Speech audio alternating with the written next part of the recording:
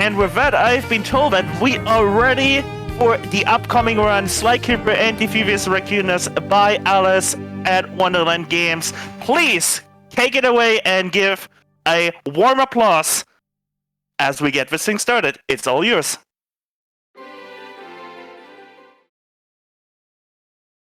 All right. We ready? We should be live. Guess. All right. I'm as ready as I'm going to be. Hi, chat. This is, first of all, we are under the Eiffel Tower in Paris. This is kind of the community's collective agreed upon starting position for most marathons, for bingo, those kinds of things. I'm very excited to be here. Let me just explain a little bit about this category before I actually get to running. It is 100% coinless, meaning that we are doing 100% of the game without collecting any coins. You'll see how much of a difficulty that is as we get into it. Just to make the game a little more runner-friendly, we are allowed to reset to the last known save without a coin whenever you collect a coin, because if you kill the entire run whenever you collect a coin, it would be absolutely brutal. I don't think a single person's managed to do that in an entire single segment run without collecting any coins, so we're going to be minimizing the amount of coins we collect and then resetting every time we collect one in general, but obviously I'm going to be trying to collect as few as possible. This run is kind of my baby, and this is also a passion project by a lot of the community. Currently we have myself, we have Even Stevens, and we have Neon all running at very top times. It's a very active category currently, which I love, and a large part of the community was founding of this category to begin with, so I think it's hands down the best category in Sly 1. I'm super excited to show y'all it. I am going to start timing on loading this file. Something really interesting about this game ahead of time is that you can actually move during the fade in and fade out whenever you load game or whenever you exit or anything along those lines, so you'll see me abusing that mechanic quite a bit, and I'll try to point out when I do. I'm also, because I've had a lot of really hot runs recently, I'm going to be keeping time on my own side, so if you ever hear like a space bar pressed on my side, I am actually keeping splits on my side just in case, because there is a pretty decent chance we may go for world record in this, so hopefully I'll be able to get a world record for y'all live during the marathon. Oh, that'd be amazing. Yeah, I hope. And if you ever want to interrupt me for like donos or anything like that, feel free. There are quite a few times where you can see like, oh, this is an auto-scroller coming up. Feel free to like ask for donos or those kinds of things. And I will do my best to explain tech to y'all, but I also have chat open, so if you have any questions on tech, let me know. I am going to go ahead and start the run in 3, 2, 1, go. Good luck, Alice. Thank you. The very first piece of tech here is Mattress Proxy. I'm going to try it a few times for you. It's not the most marathon safe thing, however, I'd love to y'all to get to see it, so we're going to try it just a few times. This is what's called a proxy, and as we get into the next cutscene, I'll explain more in depth of what a proxy actually is if you don't know. I'll try one more time.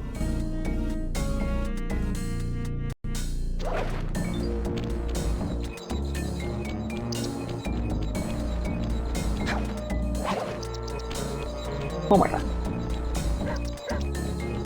I know. Close. Alright. I'm just gonna go ahead and do the normal Paris. I wish I could show that off to y'all. It's not the most marathon safe thing. But y'all will see plenty of proxies. Mattress Proxy saves about 8 seconds. Basically what proxies are, and it is a very common mechanic we'll use in this game, is when Sly gets stuck between, say, a rock and a hard place, the game's first reaction is to try to push him out of those walls, so rather than try to keep you soft-locked, it's going to continue to push you out of the wall until you're fully out of it. This will gain you a ton of momentum, and oftentimes we'll use this to gain way more momentum than the game was actually intending, and it will launch us very silly places. That mattress is actually possible to launch us straight into the van from the very start. It's pretty precise, which is why it's not the most marathon safe thing. I wanted to try to show it off anyways. And as we go into this first level, I'm going to be gathering all the bottles. 100% in this game is really interesting.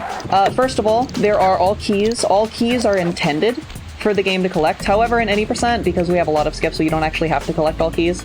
However, for 100%, we need all keys, we need all bottles, all vaults, and all Master Thief Sprints. And Master Thief Sprints are the time trials for platforming sections that you unlock after getting the vault.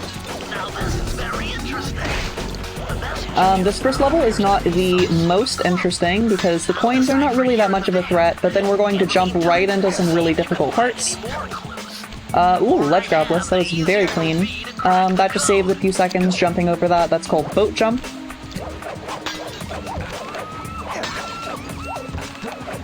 And we're going to see a little bit of optimizations. Cane jumps aren't really necessary here, but it's a cute little optimization that I can do. Cane jumps are really interesting. Give me a sec to explain them. What happens if you do collect a coin by accident? We wanted to make this not a massive barrier of entry, so the speedrun community agreed that we can go ahead and reset to the last save file before one's been collected. So luckily that's not the worst. However, every time you save takes some time, so you're disincentivized to save scum it, right? So it's that balance between saving for necessity and not save scumming in order to save time, etc. The weird pause you see me do off of that pillar is really interesting. That is a piece of tech called a boost jump. I'm probably not going to do that many times throughout the run, but it is a fun piece of tech. Boost jump, there is a frame perfect window where after a super jump, you can actually get an extra jump off of the super jump, so you can get a triple jump rather than the game's intended double jump. The third jump is a tiny little one, and then the reason that I pause there is just to buffer the frame perfect input. It's possible to do it without the pause, and some people do it without the pause, which is wild to me. However, I go ahead and do it for the pause just for the consistency, because consistency is one of the biggest things for me. No autopilot. No autopilot. Just a little bit of movement optimization as we collect the final bottles in this. You will see that we are actually going to collect the vault for this, and then we're going to collect the vault for the next couple levels, but that is not going to be the most consistent thing. The way that the vault system works in this is if you've not played this game, there are power-ups that will help you through various different ways. One of my favorite is roll, which just lets you roll. That's it, but it's an amazing ability, and it lets you go faster than just normal running.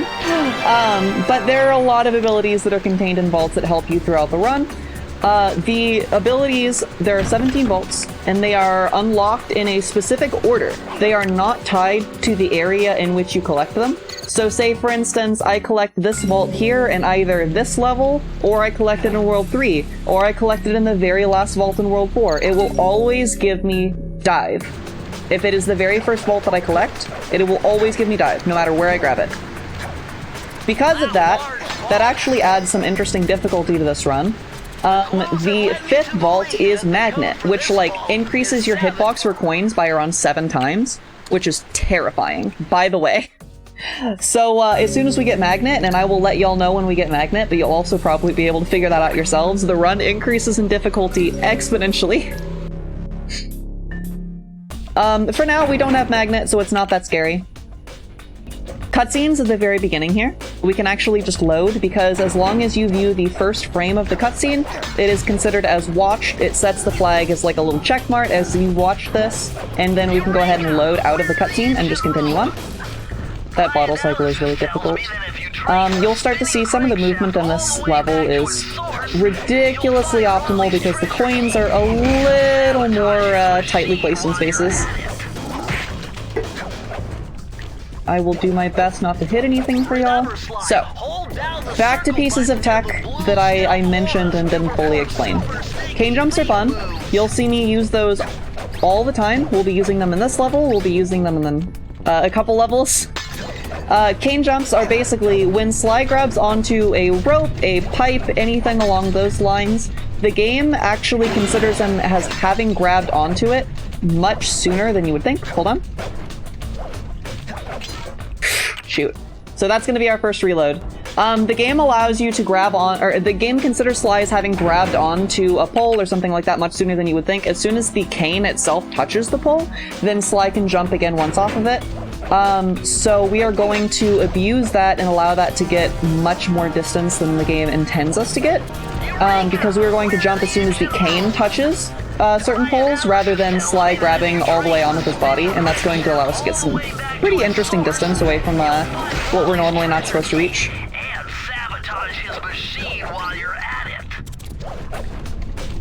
Hurts to grab a coin that early, but also that gives y'all a little bit of an idea of how much progress we lose on coin grabs. Obviously, the further into a level we are, the more brutal it's going to be on grabbing one, the more time loss.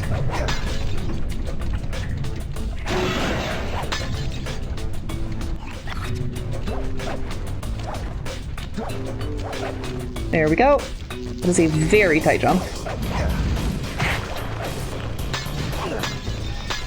Something that really helps this run quite a bit, and I honestly don't know if this run would be possible or nearly as interesting if this wasn't the case, is coins that drop from both guards and breakable objects don't have a hitbox until they touch the ground. Which is really, really convenient.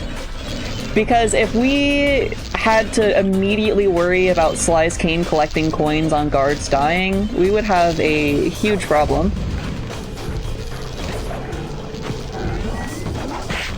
So here I'm going to do some little cane jumps. This is exactly what I mean. I'm going to be jumping way sooner than you would think I'm able to, and that's how I'm able to avoid those coins there, and that's how I'm able to jump above these things, is I'm jumping further away from the pipe than the game originally intends you to.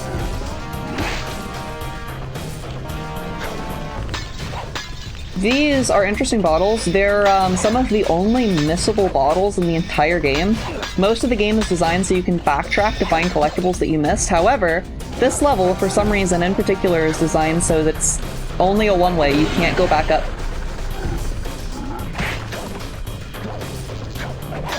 So if you miss something in here, it's just you have to reload? Yep, you have to reload entirely.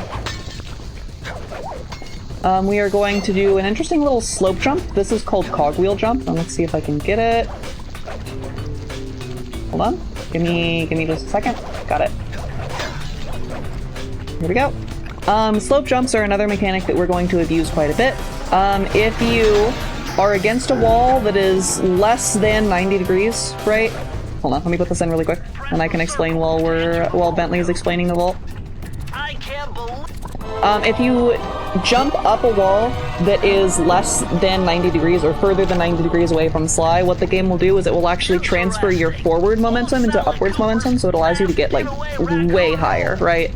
So, basically Sly, rather than jumping forward, can just slide up the wall way higher than intended. That's going to be another mechanic you're going to see quite a bit that we're going to abuse. Also, I'm going to do a fun little swag strat here that doesn't really save time, but is fun and consistent.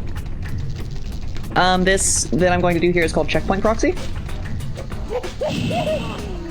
That is an intentional death.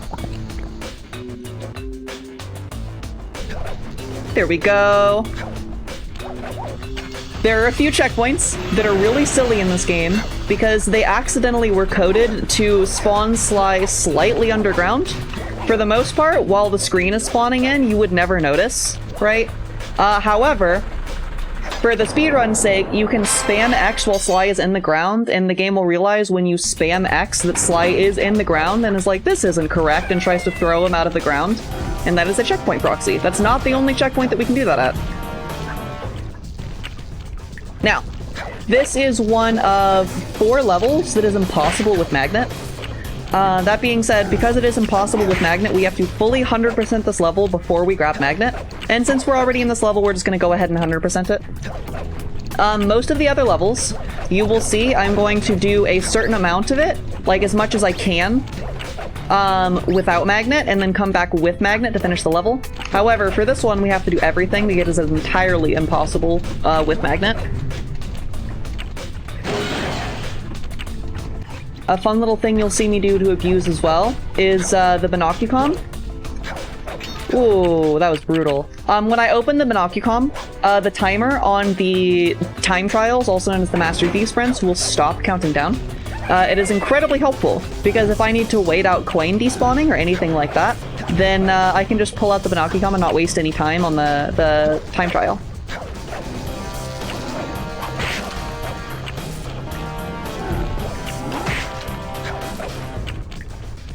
If you have a moment, by the way, I've just made a really interesting observation.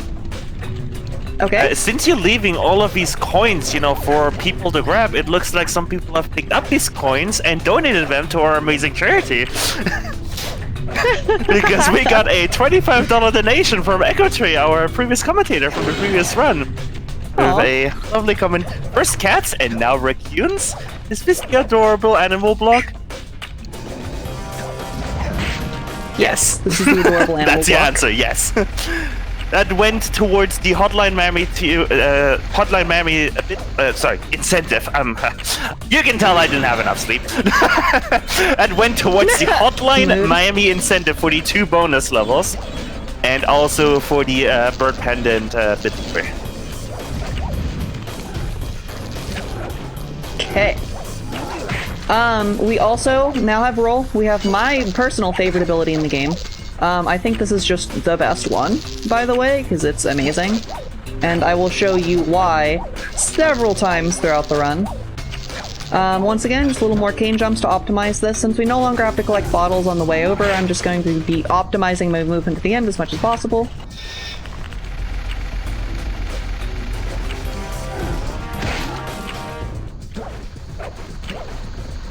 Sly has a fun little hierarchy of things that he auto-targets whenever you swing the cane. For some reason, coins are really high up on that, even so much as, like, higher than guards sometimes.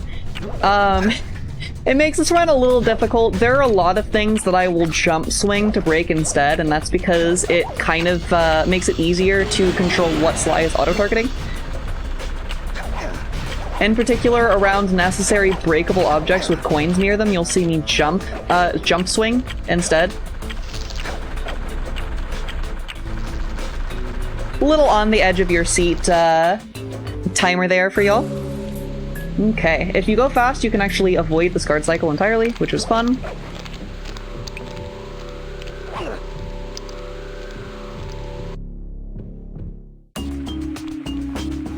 Jackpot, Sly! Look at all this stuff! Now, once again, this level, we do this level without Magnet for a really interesting reason.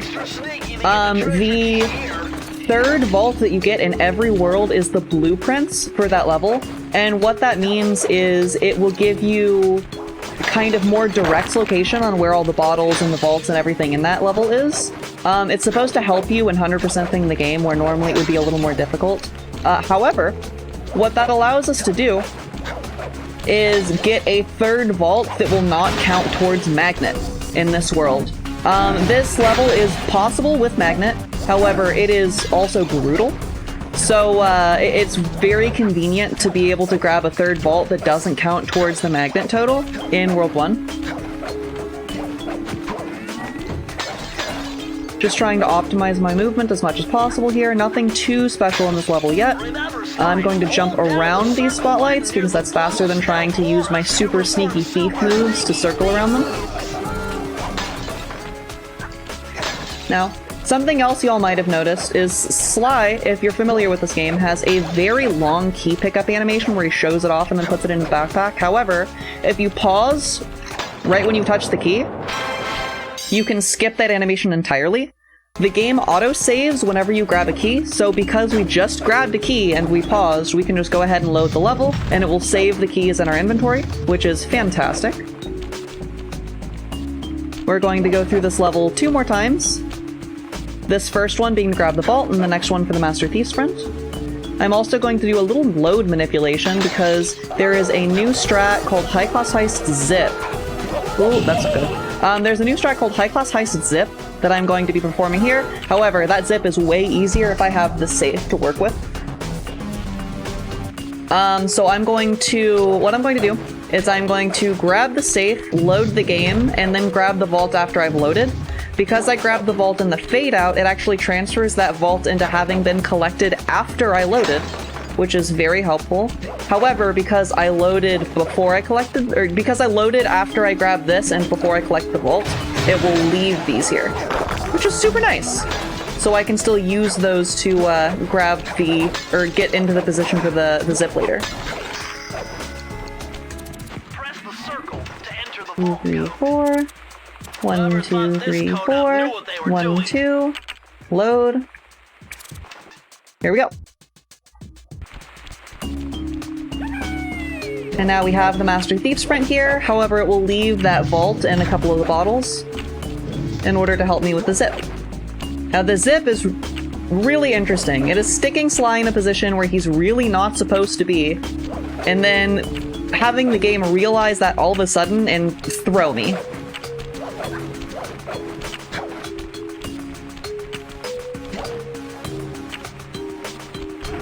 Like that.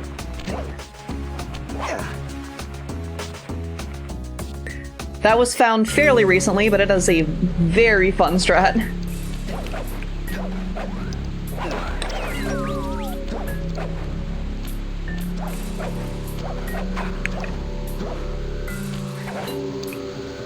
A little bit of movement to get up there in a different way than intended. The intended way is pretty slow, so we're just going to go ahead and we're going to jump on that rail and get there ourselves. I grabbed the charm here in order to do a cute little swag strat that hopefully I can show off for y'all. There is a cutscene here that is a very large hitbox, however if you do a little jump around here and land on this pipe, you can avoid the cutscene. The cutscene is the one where Bentley is trying to explain what happens if you run on a wheel. And Sly is like, Bentley, I understand what happens if you run on a wheel. A lot of cutscenes are like that.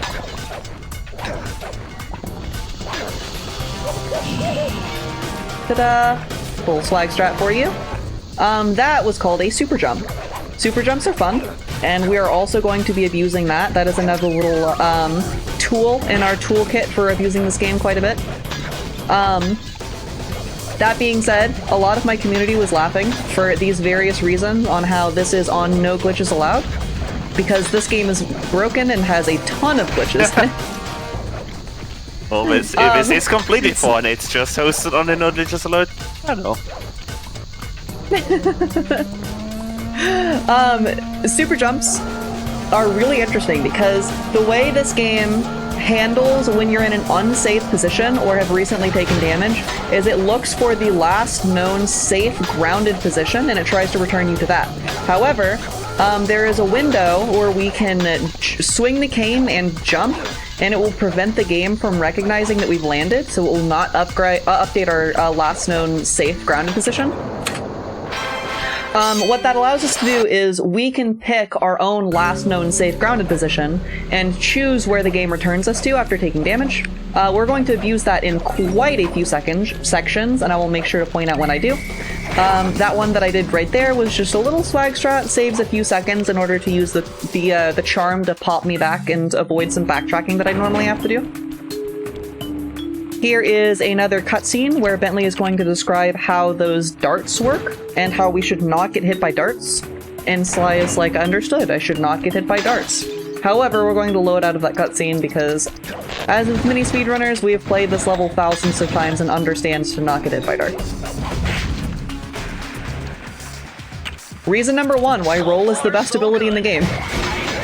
You can do silly things like that. Also, the point of this level is to escort the barrel all the way across and avoid all of the lights.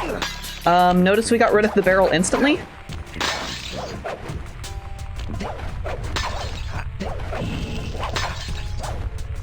Reason number two why roll is the best. You can roll under turrets.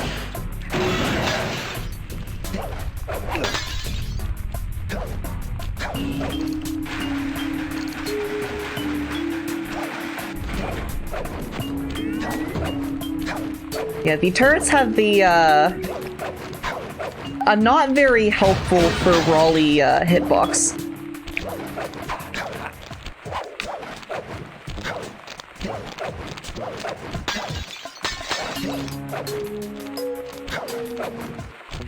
Ta-da!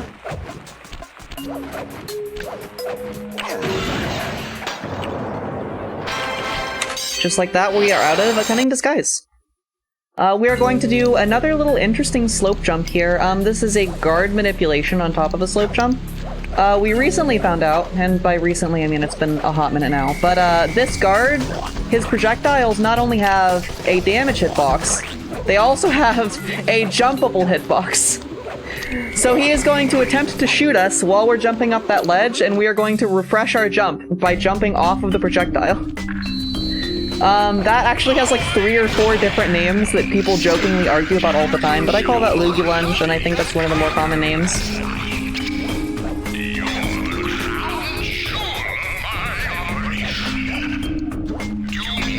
Now this level, like the past couple levels, you'll see we're not going to be going through 3 times.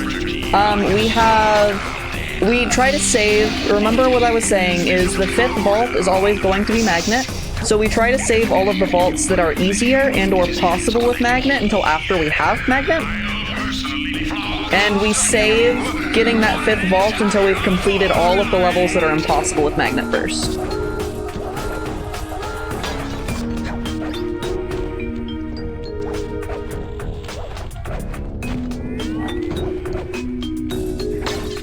Reason number 3 roll is the best? It's faster than walking.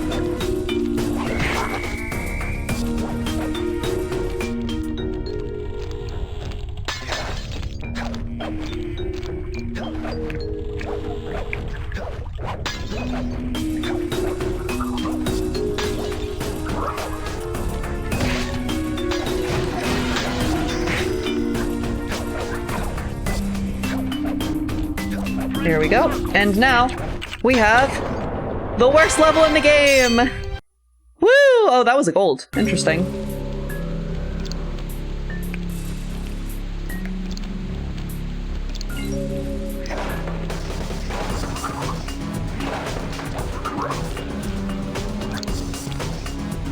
Reason number wee! Is it faster than fast?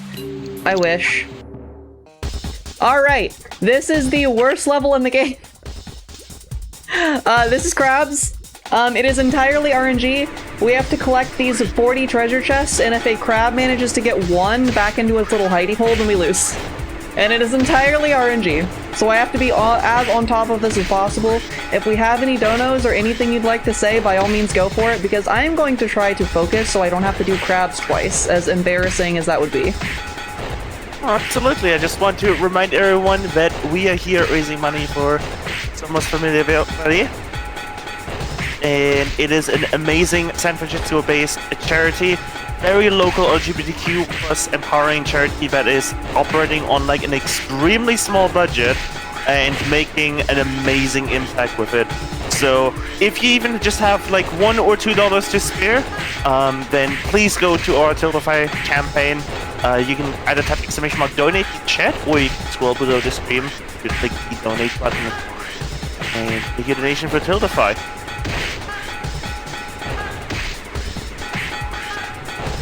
And when you're putting in your donation, you can also put your donation in for some amazing incentives and bitcoins that we have up. Do we still have a couple minutes? Yeah. Awesome. Oh no, I closed that tab. Alright, we have the Last Guardian bit war still up for the Trigger Collar bit war. So you can choose what color trigger will be in the Last Guardian. And not only that, but I have heard that Sable Dragon Nook, she will actually paint a real-life trigger.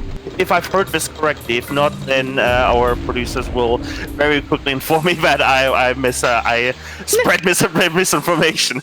But as far as I know, that's what's going to happen, and that's why this bit war actually closes today at the end of day 1, so that she has enough time. So you have the choices between red, yellow, green, blue, or rainbow. Rainbow currently in the lead with $20. Ooh. Makes sense for the charity. Yeah. But if you like one of the other 4 colors more, then it's only $21 to change that. And speaking of bid wars to change, the Bioshock Infinite bid war for the pendant to choose is a tie between Bird and Cage pendant, with both each sitting at $25. So even just $1 to tip that. Bird pendant. So if y'all noticed, I actually reset my game right there. I reset the game because all of the villains in this game do the traditional villain thing and do a classic evil monologue. Their evil monologues take forever, so it is actually faster to reset the game rather than listen to the monologue. We're going to do that 3 more times after this one for each of the villains. There's just a little bit of optimization in this. If you'll notice, hold on, I have to be able to count to 5. I did it, okay. Rather than hit him while he's on the ground, I'm waiting for him to jump back to his platform and then hit him. This is because when he's jumping back to his platform, he still takes the damage, however he jumps back immediately to the platform, but if I hit him first, then he falls into the water and then jumps back to the platform. It just saves a little time each time, you know. And that is the Raleigh fight. We pause right as we kill Raleigh.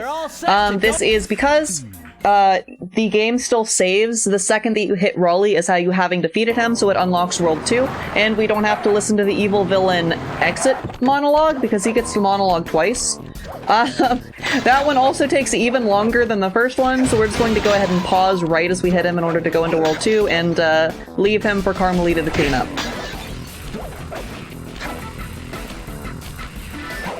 Alright, we are on to World 2. Frog Champ, indeed. This level is not the hardest, however, it does have a few tight coin spaces, so I'm sorry if I'm keeping anyone on the edge of their seat. Perfect. That is a cutscene skip where Bentley tries to explain how the lasers work. Because of the way cutscenes work in this, if you take damage while Sly is bringing up the Binocucom, then it will cancel out of the Binocucom for the cutscene. It is a very tight window, however, it is possible, and I managed to do it.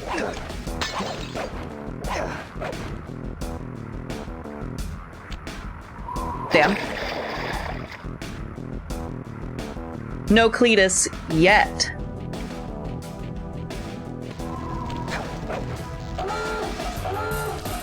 These lasers are interesting. The first time you touch them when they're yellow, they go to red, and then the red damages you. The yellow cannot damage you.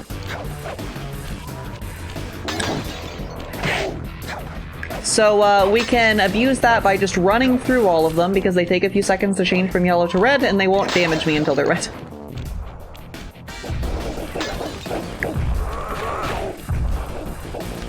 We also, in this category, tends to avoid killing as many guards as possible because guards drop coins, and we don't want to have to reset.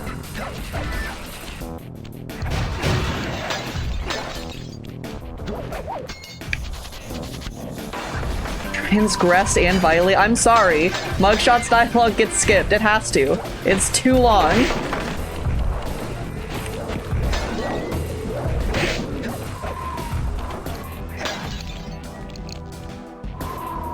Noom.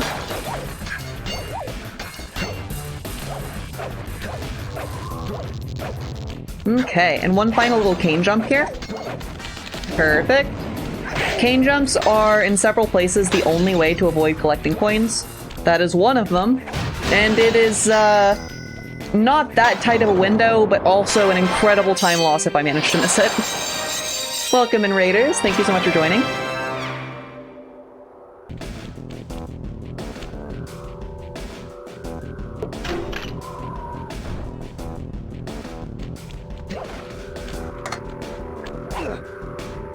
Okay. This game is also really interesting because it has a designated central location for each of the hub worlds. You see, when I originally go into the hub world, the game intends you to run up to the central location as a part of, like, sightseeing and being introduced to the new hub world and everything, but whenever you load, because it has a designated central position, it automatically just places you at that.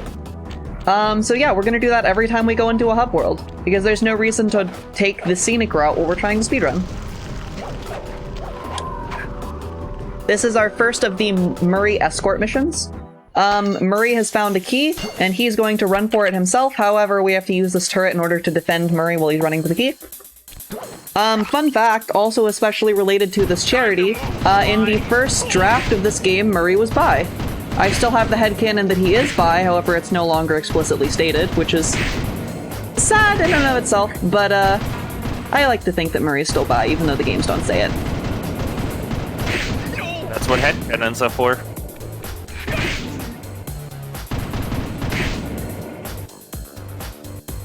The guard spawns for this are not random. I am just going to each of the next guard spawn and then shooting them. Every time Murray gets spooked, it loses like a second or two. So we are trying to kill all of the guards before Murray even sees them, because the more times he gets spooked, the more time loss we have.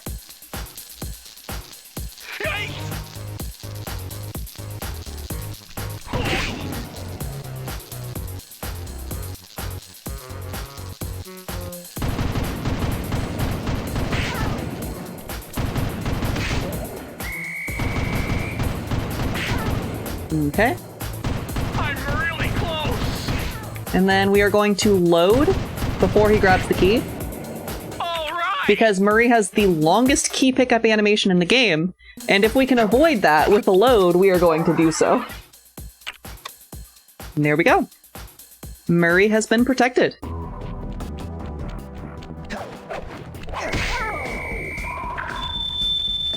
Yo, yo, it's the boss. Sadly, that's the only part of that line we get to hear.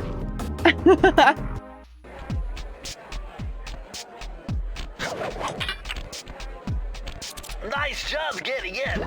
Okay, this level's interesting. As far as the coinless part of this, we are going to go just a little out of bounds route in order to help make the coinless part of this easier. You're not supposed to be able to jump down to the second balcony, you're supposed to wrap around. However, we're just going to go ahead and jump down to make the bottle collection a little less coinless. Or a little less coined? A little more coinless?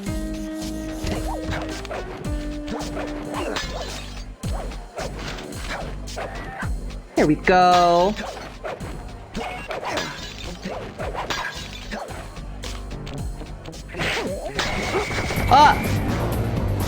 So that's a fun little game misprogram that y'all got to see early.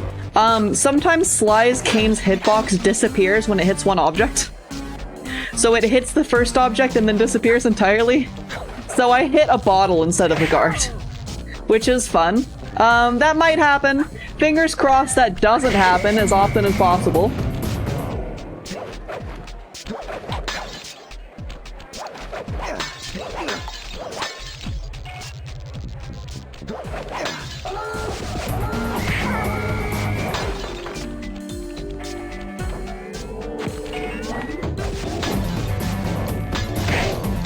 Just going to use roll to optimize the movement as much as possible. These roulettes are also fun. The floor is paper thin. So if you're using, say for instance, the fast ability, like speeds up the game, but because the frame rate of the game is still the same and it's speeding it up, you have less frames to work with as you're playing the game, and because you have less frames, it's actually possible for you to just accidentally clip through the floor on these roulettes. It's still possible for you to do it without fast, like just normally playing the game. However, fast makes it way more likely. Shoot. I don't want to talk about it. This is pillar climb.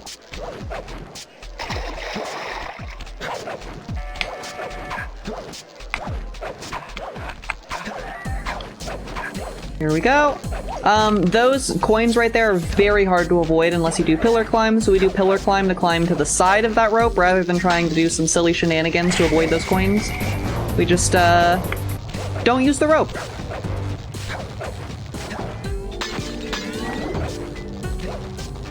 Just avoiding the lasers here.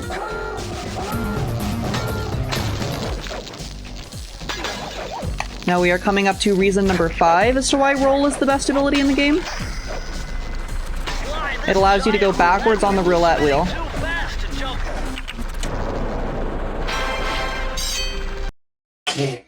Bless you.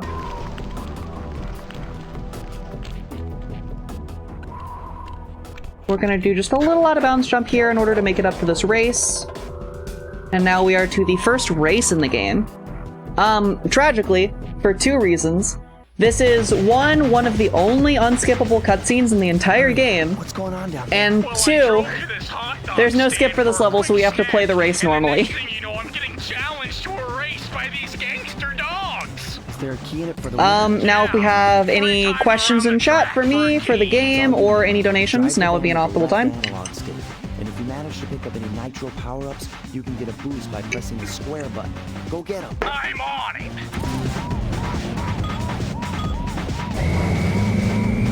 This race works really interesting. If you are used to racing games at all, you're probably familiar with the term called rubber banding.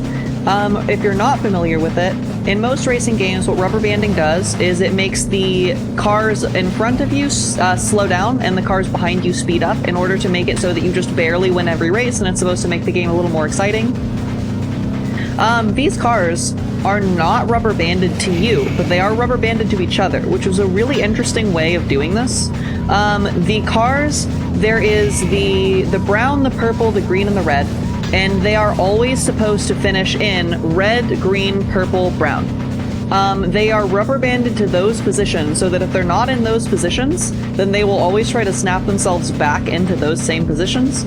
And then in order to make the race feel scary and then winnable, they are fastest on round 1, and all of the cars slow down progressively each lap.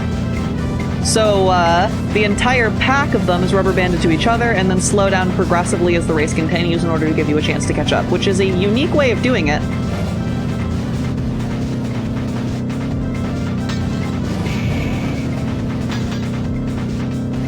Also, astute viewers will notice I'm avoiding most of the nitros, which, when you're a kid, it feels like the nitros are like the only way to win this is by collecting all of them and using them optimally. They're not good. Taking the most direct path and taking corners sharp is way more important than grabbing nitros. The nitros do not do nearly as much as you would think they do. Oh yeah, no, this race is brutal. A lot of runners still actually lose it.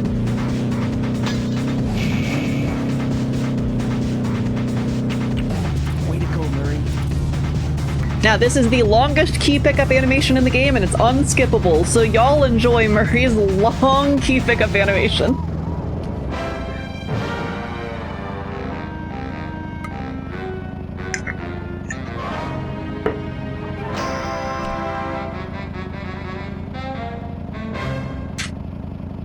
Takes forever.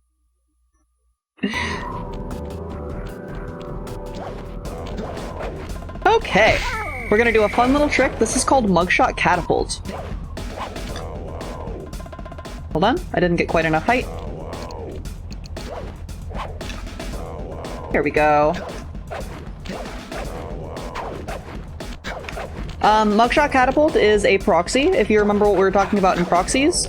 It's sticking Sly in between the rock and the wall in a very specific way in order to get the game to launch you out of it, because it's like, oh, you're not supposed to be there. We can use that to get all the way up and over the rooftops and into Mugshot's inner sanctum without having to use the keys in order to unlock the car and everything. Unlocking that is way slower, so we just don't want to deal with it. Dogapult. This is Arrow Proxy. And hopefully I can nail this for y'all pretty quickly.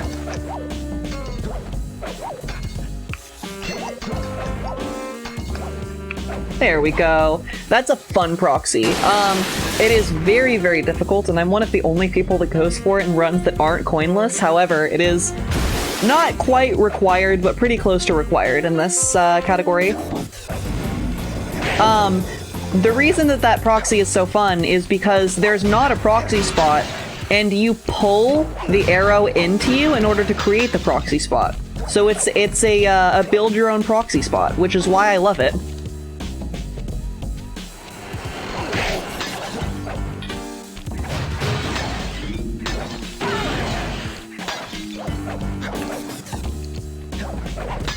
Nice. That bottle's kind of difficult sometimes. Fun thing about this level, we're actually doing this level backwards. We timed it, and it is quite a bit faster to do this level backwards by using that box proxy that I used. Oh, fun fact, if anybody has this game, either on... Oh, I guess it has to be a PS2 disc in order to do that proxy, but if anyone happens to have this game on the PS2 disc or anything like that, that box proxy is really, really easy. It's also called the beginner's proxy. If you want to do a fun trick to show off to your friends, that would be the one to do it. Just stick yourself between those boxes, and Sly will, like, automatically launch all the way up to the key. It's really fun.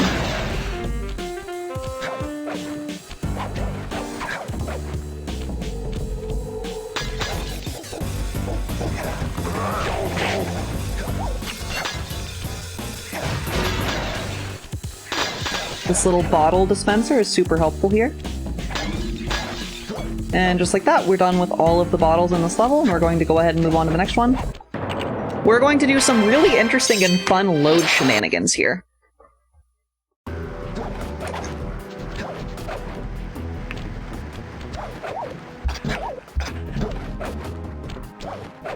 Now, first of all, this level, the fastest way to do it is using abilities that we don't have yet.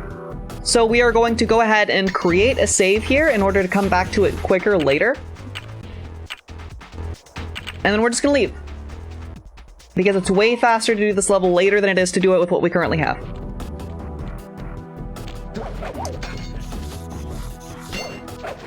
And then we have one more level before we're supposed to go to Mugshot. This is Back Alley Heist. This is an infamous level that y'all will see me hopefully not struggle with once we finish the Mugshot fight. But also, we're only going to play this once we finish the Mugshot fight. So I'm just unlocking the fast travel point there, and then we're going to just leave.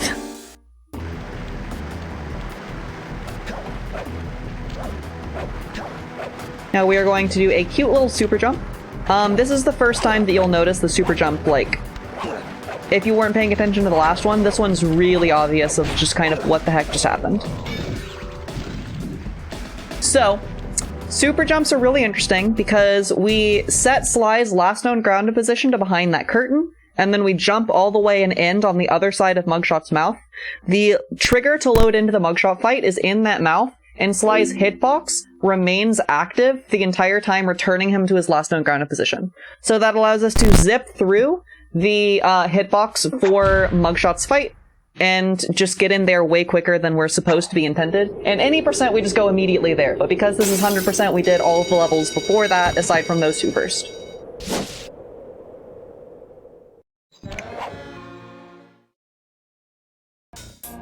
Okay. Here is the Mugshot fight. This is casually definitely the hardest fight in the game. Fun fact, y'all have already funded the Blindfolded Ruby incentive.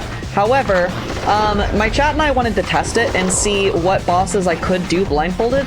This one, I could not. This one was brutal blindfolded, because dodging over his shots is just so difficult, especially in addition to finding all of the mirrors. Panda is possible.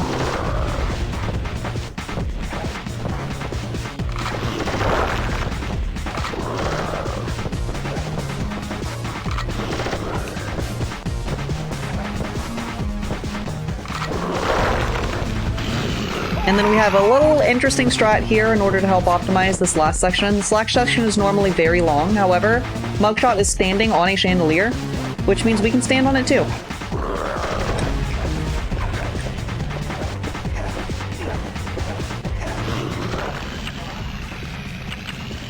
Here we go. Oh, that's a gold. Nice. And on we go to Back Alley Heist. This is infamously one of the most difficult levels in the entire run, because it is faux 2D and really tightly packed with coins. So let's see if I can give y'all a show here, because this level is very difficult. Maybe we can first try it.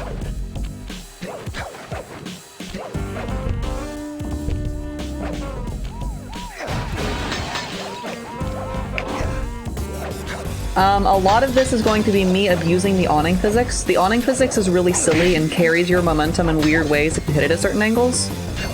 So I'm going to be abusing that in order to get places quicker and or easier than normal.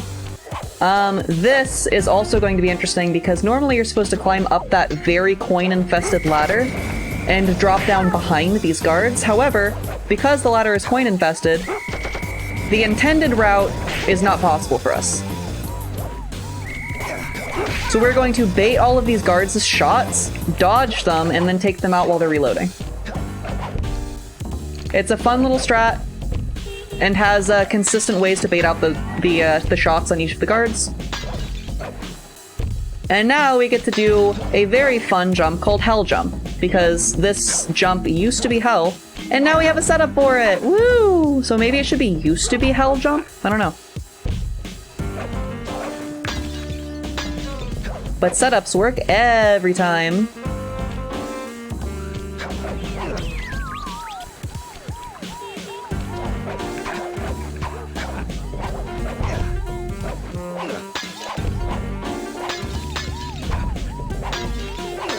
Three cycles, not bad there. The trick formerly known as Hell Jump, exactly.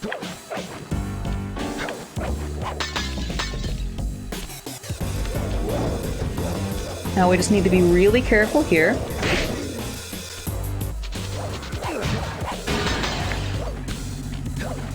Now we're going to back it on up into this mattress. That jump is not easy, especially because the mattress has a pull to the center of it. So it tries to pull you towards the coins, which casually is supposed to be helpful, but you know, not for us. Another little mini super jump to avoid having to climb back up that plank with coins on it. And that allows us to grab the last bottle without having to do multiple passes through the level.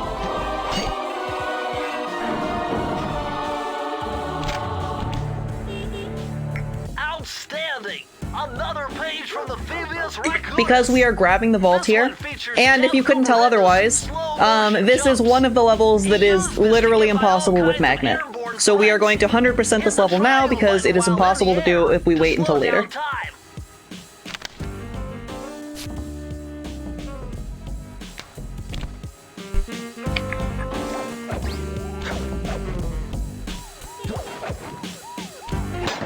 Alright, chat, say it with me. One more time! One more time! Woo! Because we still have to do the Master Thief sprint.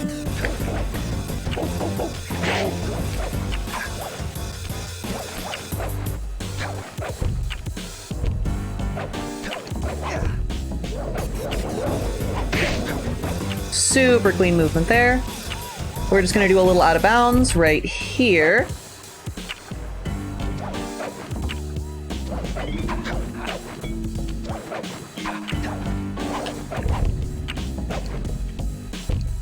There we go. Oh, do you have a moment? Oh, go for it, yeah. I have bad news and good news. The bad news is apparently my donation reader disconnected like over half an hour ago, and I just noticed. Oh, uh-oh. The good news is we got 3 donations in the meantime. So we got an anonymous $20 donation. Thank you so much. No comment. And we also got a $25 donation from D to the 4th, also with no comment, but that went towards the Hotline Mammy incentive, and also towards Rainbow for the Last Guardian Tricolor Bit War. And then we also got a $48 donation from Raccoonus saying, consider donating. Even small amounts will considering let me reread this. Considering donating, even small amount will up a lot. And that went towards the pendant choice for the Bioshock Infinite bit war, and also towards the Hotline Miami bit war bonus levels. That incentive for Hotline Miami is now $2 away from being met. We're sitting at $98. $2. $2, come on. We can get that met like right now. Oh, yeah. That was a first try back alley, which I am incredibly proud of because that's one of the hardest levels in the entire run. Oop, I wanted to give y'all a show, so there you go. We are going to do a cute little trick called roll hovering here. This was a fairly new route that saved some time. It is, I'll just show it off and let y'all see what it looks like.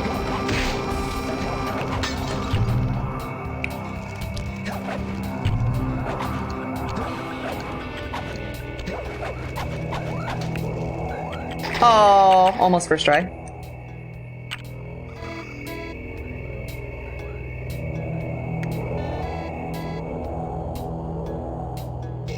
Roll hovering is really weird. It is also reason number 6 why roll is the best ability in the game.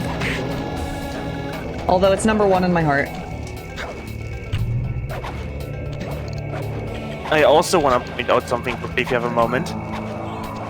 Go for it. Assuming we keep up this donation pace, this now means that we are officially, with $450 start the race on day 1, we are officially on track to beat our goal by the end of day 5, because $450 times 5 is over $2,000, because that's our campaign goal. So if y'all keep donating like this, we'll smash our goal. Let's go. Roll hovering. There is a lot of little mechanics that go into it, but it is very, very weird. Also, whenever you do this route, this guard here gets entirely stuck. It's really funny. I just wanted to show that off to y'all. He's frozen. He can't hit you or anything.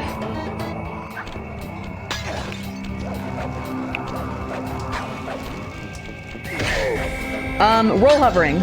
Super weird. Basically, whenever you circle to an object... Oh! Saved it, kind of. I did not realize that they were spawned in that quickly. Whenever you circle to an object, slide this little hop up onto the object. You can use roll in order to cancel that hop at the peak height, and then if you cancel it at the peak height, you can roll, or you can circle to hop again, and then cancel it again, and then circle to hop again, and cancel it again, and y'all see where I'm going with that, yeah? You can use roll hovers to infinitely fly by using roll to cancel your circle input. It doesn't solve all of our problems in runs by any means because, one, it requires a circleable object directly below you in order for it to work. You've done it. The mojo And, force goes down, two, and you can steal the key. it's really slow. I am missing a bottle, which is not good.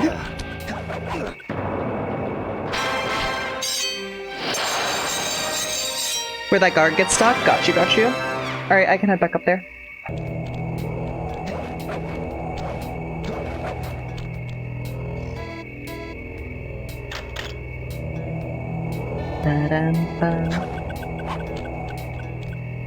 We're gonna show off some crazy new roll hover strats later that are always super duper fun.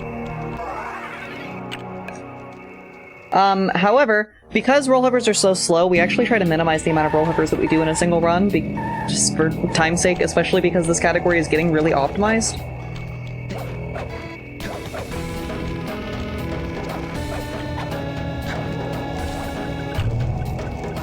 Okay. If we miss a bottle, we're just gonna go back and grab it.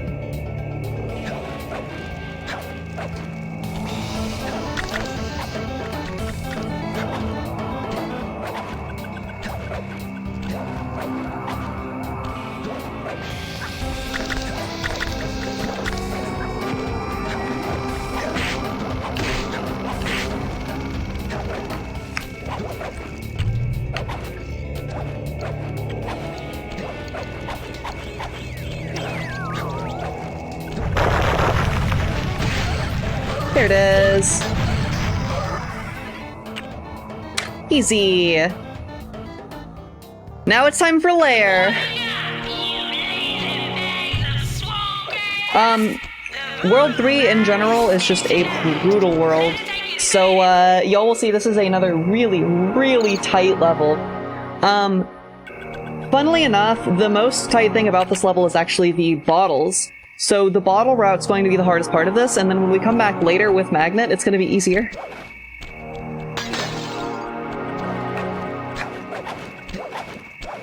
Just a cute little optimization for out of bounds there. We are going to be absolutely sequence breaking this level on, like, several places.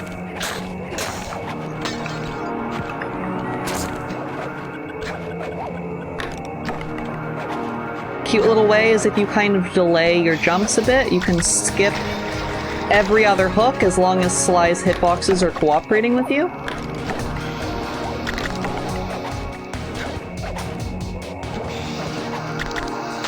These walls are making me claustrophobic. Did you see those reeds move? Another little sequence break. Something huge under there. You better get going.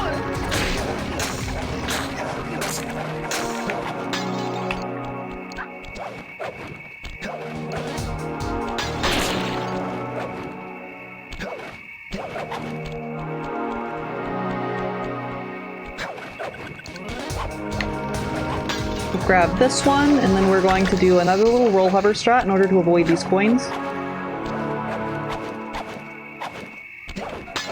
Roll hovering is incredibly helpful in situations like that.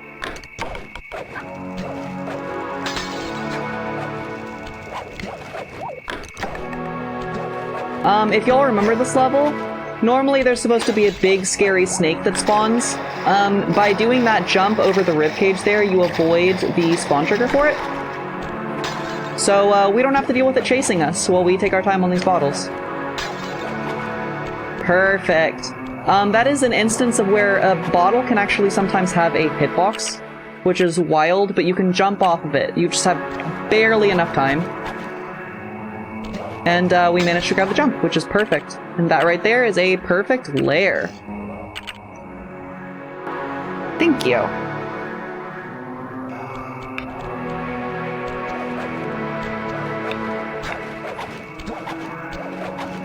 No safety straps required. I never knew there was a snake in the exactly.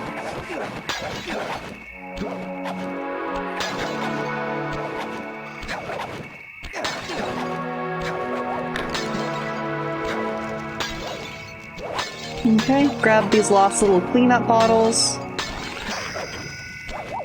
We are going to do a cane jump here to get a little extra distance to get on this wall. That's a really good example of you can see how the cane jump is not exactly intended. And then from this wall, we can just kind of walk all the way to the end of the key. Press the circle to enter. Perfect. Oh, that's a gold. For marathon's sake, I want to try to show off every strat. So that being said, I'm gonna try to show off fish skip.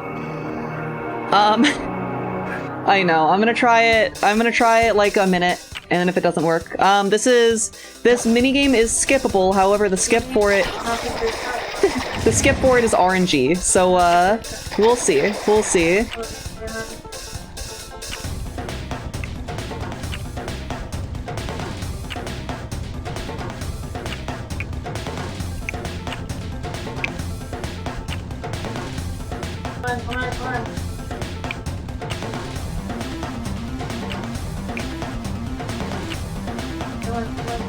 Come on.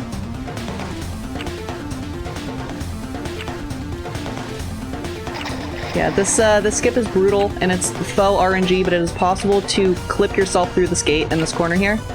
And it skips the minigame, but the skip is brutal.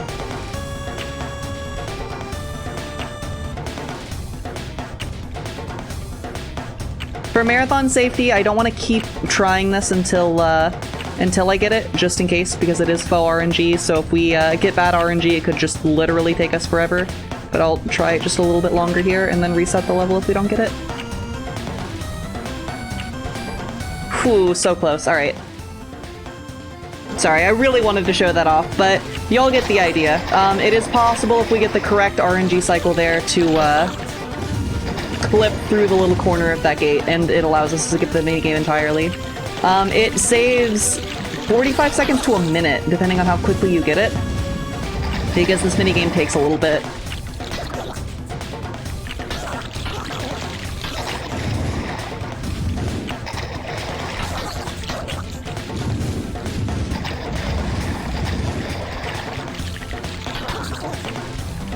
The lore of this minigame is always really interesting. We need to light all 25 of these torches, and we are squishing fish under the boat to collect the oil off of their scales to light the torches. Don't question the lore, especially in World 3. You don't question Sly lore in World 3. It's very important to remember.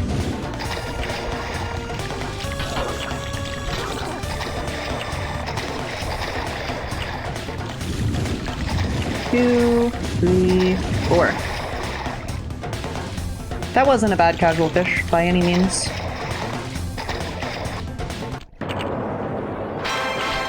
Ta-da!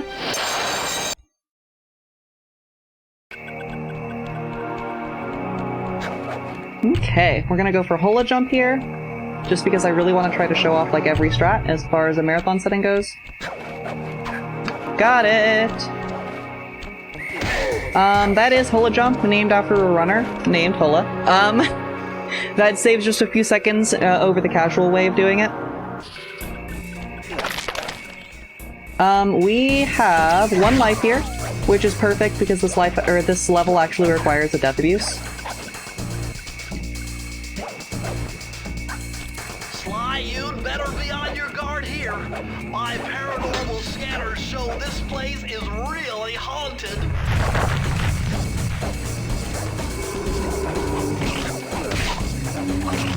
Oof.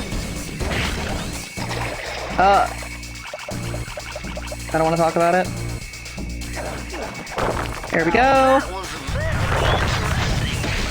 When you smash that gravestone, the ghosts stop coming. It must be some kind of ghost generator. Maybe if you smash them all, you'd be safe.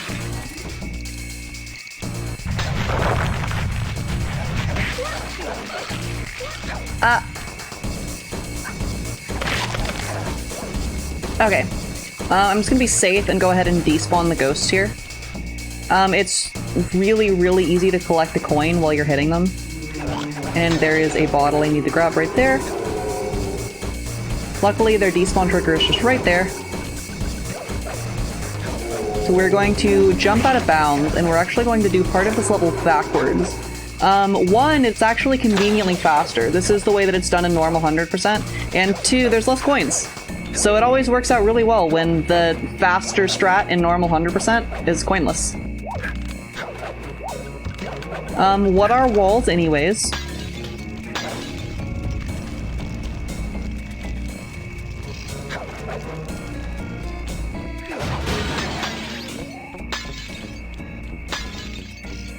Yeah, I know, it's not just normal haunted, it's really haunted. We grab all these bottles, and then we toast ourselves a raccoon. And this will teleport us forward because we hit a checkpoint while going through that wall.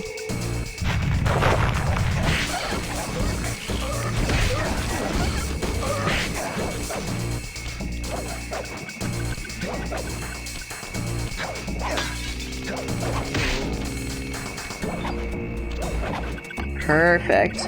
And then we just have a little more tight movement in order to finish off the bottles in this level.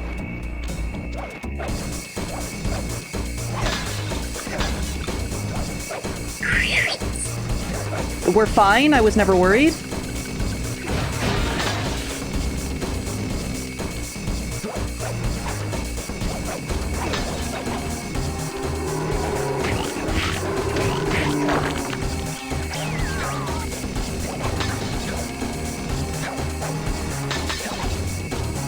Here we go. And there's our key. Uh-oh. Perfect. Okay. Now we're going to do a cute little slope jump. That's a really good place to show how much more height you get while you're jumping against a wall. If y'all remember for the cogwheel jump, I was describing slope jumps. It transfers slides forward momentum upwards, so you slide all the way up there. Slide all the way up there. We have yet another minigame, because World 3 is the land of minigames. This is chickens. This is infamously chickens. I've been practicing this level quite a bit, so hopefully I can do a clean chickens for y'all. But this one is brutal as far as RNG goes.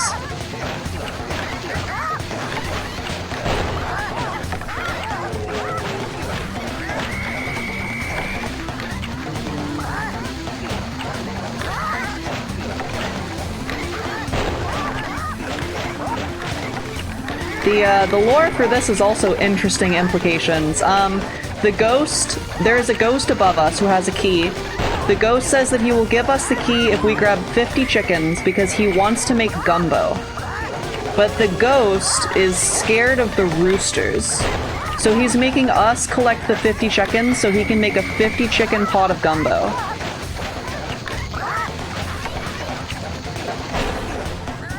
But he's also a ghost. Why isn't he scared?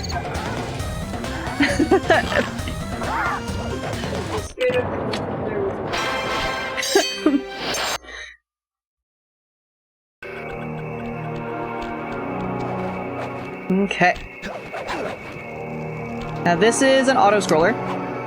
This level is one of the biggest time losses in 100% coinless compared to 100%, just because as soon as we get off of this boat, everything drops coins. And we have to wait for them to despawn in several places, just because the walkways are very tight, and we will automatically collect coins with this really big skiff hitbox otherwise. So there's a lot of waiting in this level. It is an auto-scroller. If we want to do donations or questions or anything along those lines, feel free. Also, fun fact, if you sit in this corner, this guy can't hit you. Really funny. Absolutely, I can talk about the charity. We did get 3 amazing donations earlier just now, but nothing so far since then. But please, if you even have just a couple dollars to spare, as the earlier donation of American has said, you know, even a small amount, especially with a charity of this size, will help. If you do want to donate to our amazing charity, someone's familiar with you, then please, either type !donate in the chat, or you can scroll down below the stream to click the panel donate and get to our Tiltify campaign. And if you... No. Oh, I'm not gonna go for this first floor skip just because I only have 1 life, and if it is a scary skip to accidentally die on for an auto-scroller. But yeah, please consider donating, y'all. Very much so.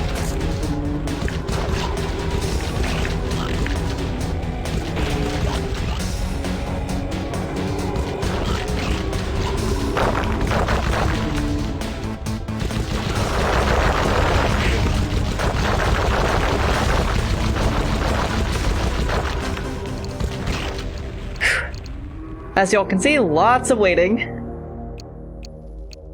According to my paranormal...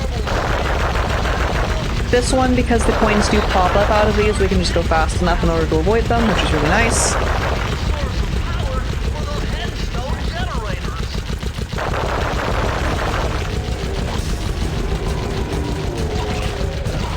Here we go. We wait some more.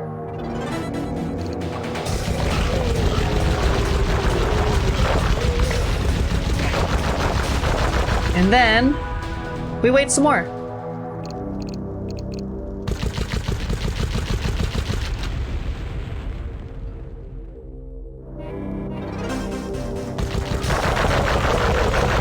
And then in this section, you'll never guess what we do. We play the game fast? We play the game fast by waiting some more.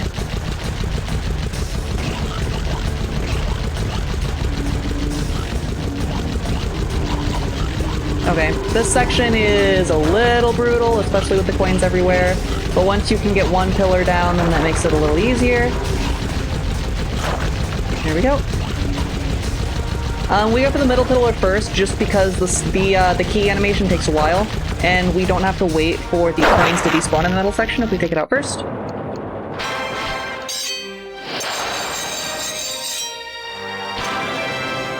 Ta-da!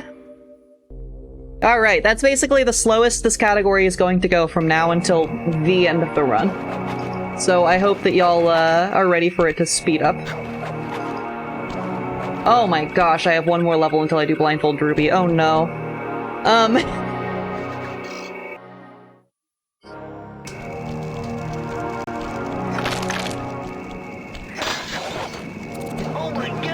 This level is fun. I actually really like the bottle route for this level. It once again involves a lot of sequence breaking in order to make it faster.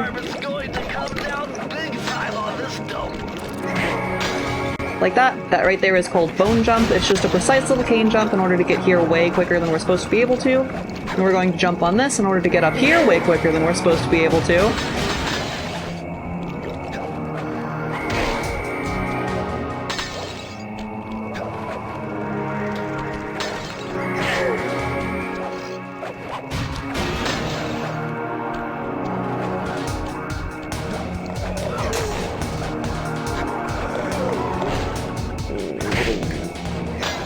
Bop.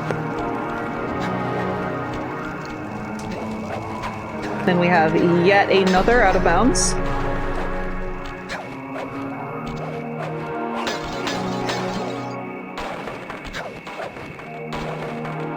Then we're going to do a very fun little skip.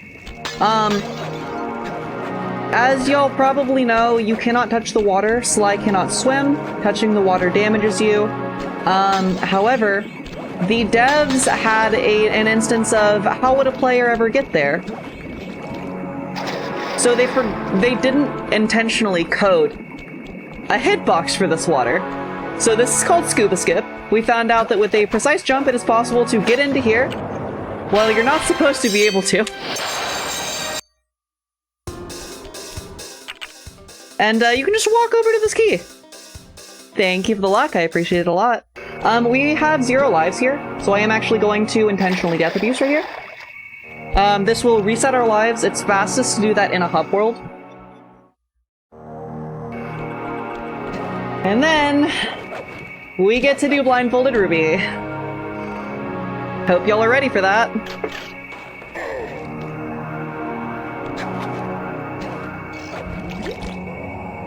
I'm going to reset the game one more time in order to avoid this evil villain monologuing. Whenever I collect a coin, I have to reset to the last save point that no longer has a coin in it. And during this reset, I am going to go ahead and put the blindfold on.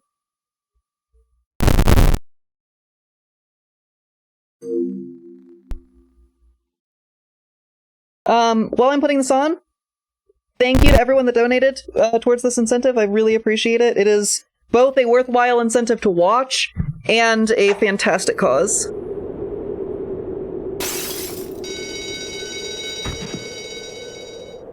Okay.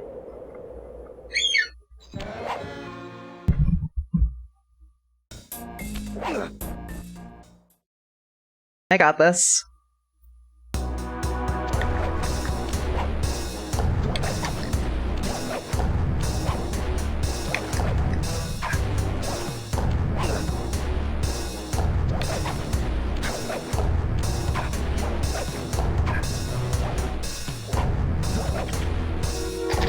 Uh-oh.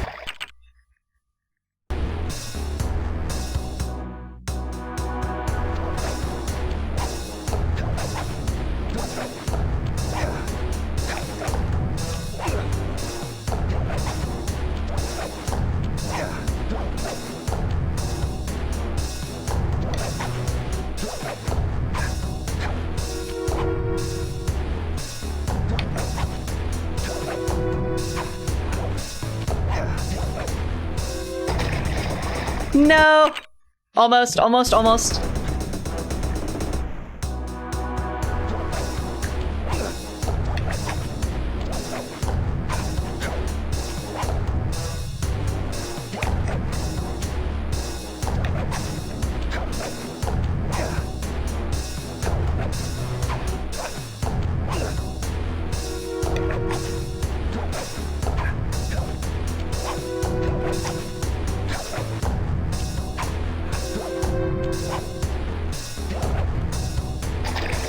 No!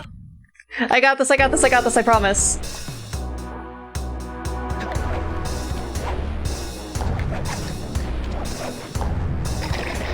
Sorry, y'all, this is really hard to do with just audio cues. Platforming is difficult.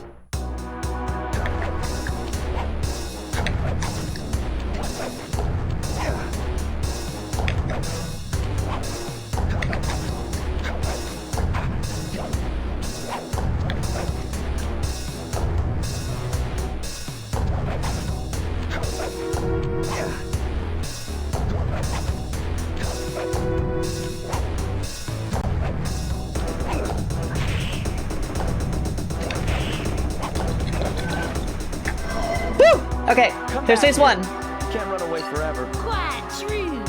Quite true. Also, normally we can skip this cutscene, but this cutscene is not possible to skip blindfolded. So, What's the catch? we're going to go ahead and get to listen to Ruby's gorgeous voice for a second. Game I like to play with all my annoying guests. I want to see how well you pay attention. What do you mean? Well, I'll unleash my mighty mojo magic upon you. Also, Chad, I love you. Thank you for being here for the run. I really, really appreciate it. Please consider donating to this wonderful cause. And, thank you, Completithon, for having me. It's amazing to have you. A little voodoo Simon Says, huh? Sounds easy enough. Alright, who likes DDR?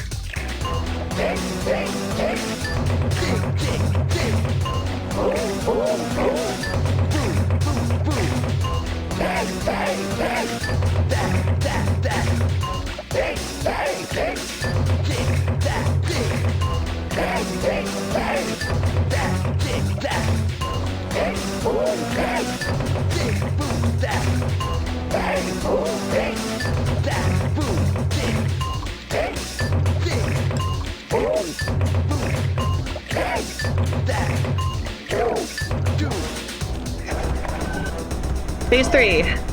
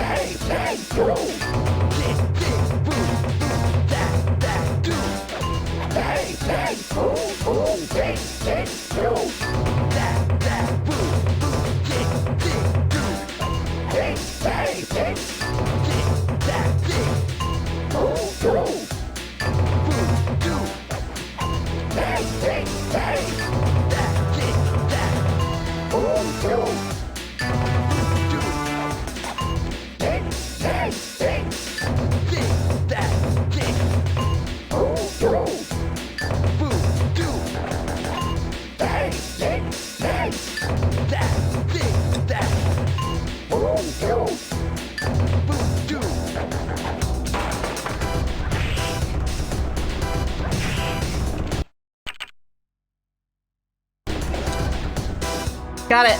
Nice. Whew. Okay. That right there was a really interesting hitbox manipulation on Ruby. Basically, the way that works is the devs miscoded her hitbox so it doesn't spawn away properly if you load the game there. Her hitbox stays, so you can just spam swing the cane, and spam swinging the cane will just automatically end the fight.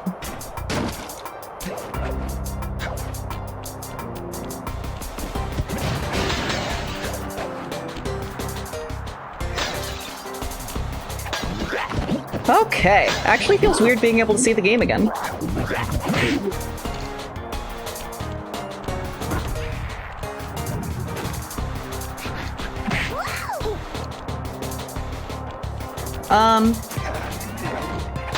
That bottle is scary.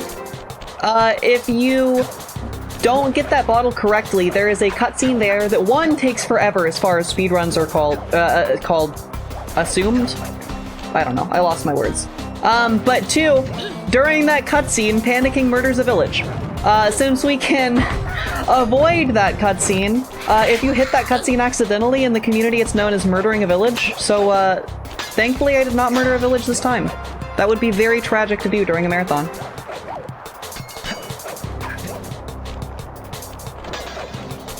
Concerned! That's the word I was looking for! Thank you!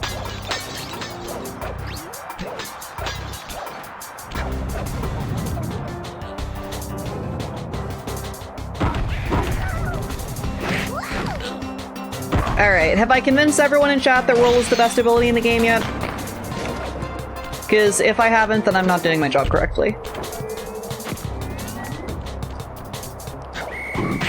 Also, that statue blocks that guard's line of sight, which is hilarious to me. So you can just run up, and as long as you're behind the statue, then he can't see you.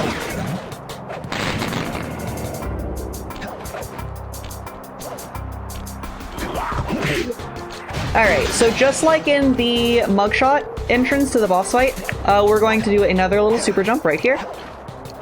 This is actually faster. If you clip through, load into the hub world, and then come back and grab the key, which I think is really interesting. If you time everything out, doing it this way is way faster than grabbing the key and then coming back. Also, yep, there is. In Bingo, we actually do that.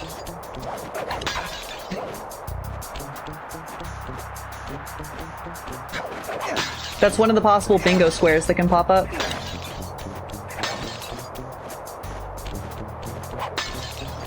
Also, that being said, Slide Bingo is fantastic. It's such a fun time to watch.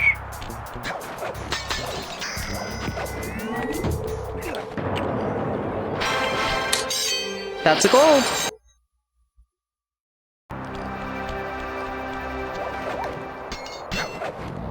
Alright, now we have our next Murray escort mission.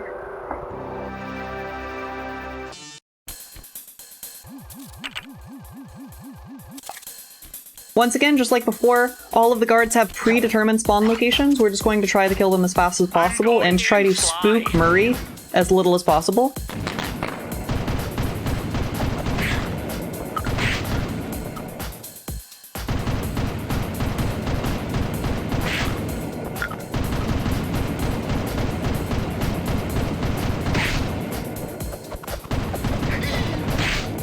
There we go.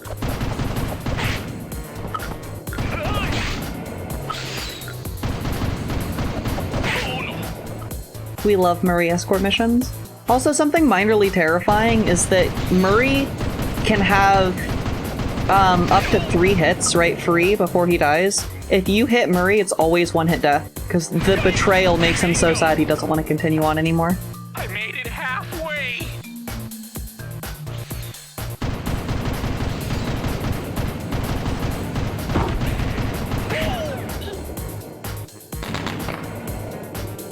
Ta-da! Almost there. I'm gonna go for a little skip here that doesn't cost any time to go for. We'll see if we get it. Nope. Close. That is LSJ skip. It saves 1 second, but costs no time to go for. I did not manage to get it. It's possible to kill that guard as he spawns.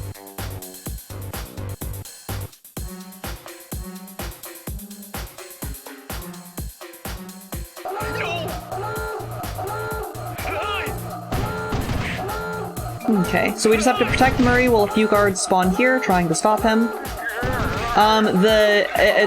Whenever a guard appears on the roof, it actually takes an extra second or two in order to get to a position to shoot it.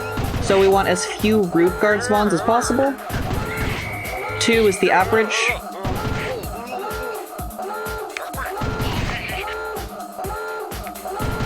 All right. Okay, not bad, not bad. Ended up hitting. I feel that. It is really easy to hit Murray on this level. Also, we have another incredibly long Murray key, key pickup. Ba-dum, ba-dum. Okay. Now we have Unseen Foe. I actually kind of love this level. It has some brutal strats in it. But, I still love it anyways.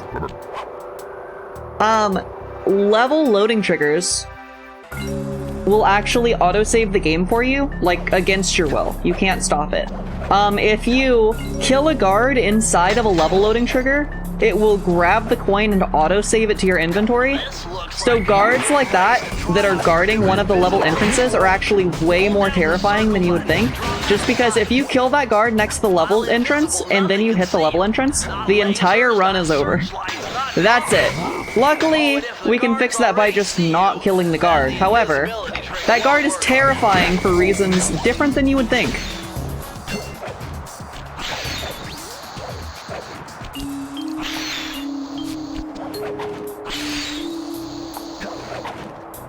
Good night, Osborne. Now we are going to do my personal favorite proxy in the game. This is called Crayon's Proxy.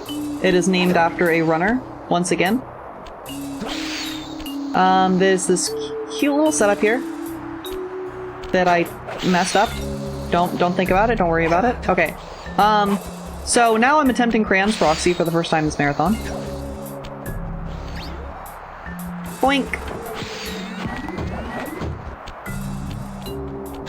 We use, when we defeat Ruby, we get invisibility, which allows you to do that.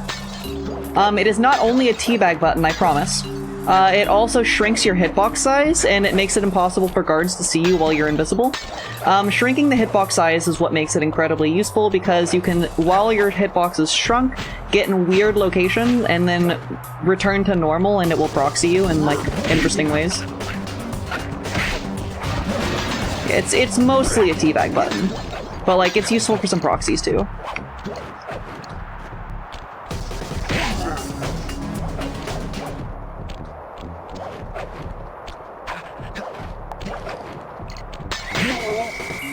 Okay. We do a little death abuse here.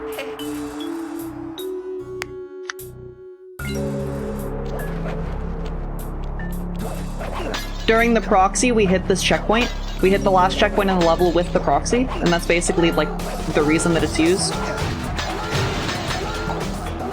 And because of that, we can go ahead and get all of the bottles on the lower level, die, and it will spawn us on the upper level, which is incredibly useful.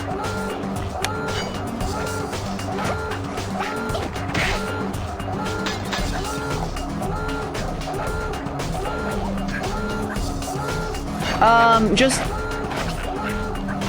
you know, the idea of collecting coins, basically, line.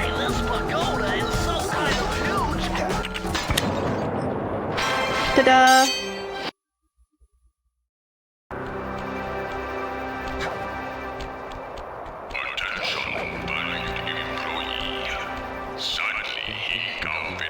Bop. Okay, now on to Flaming Temple of Flame. One of the funniest named levels in the game. We're going to do another save here, for reasons that I will show you later. A little swag slide here. I love that strat. So that is called displacement. The game calculates between one circleable object to another. It has basically in the game's code how far those two objects are supposed to be apart. If you cane jump off of the first object, it will miscalculate your distance. And because it miscalculates it, it places you on the second object in weird ways. We can grab the first object in a weird way right there, and it will place us off of the rail, so we don't have to worry about jumping in between the coins or whatever nonsense. We can just slide past them.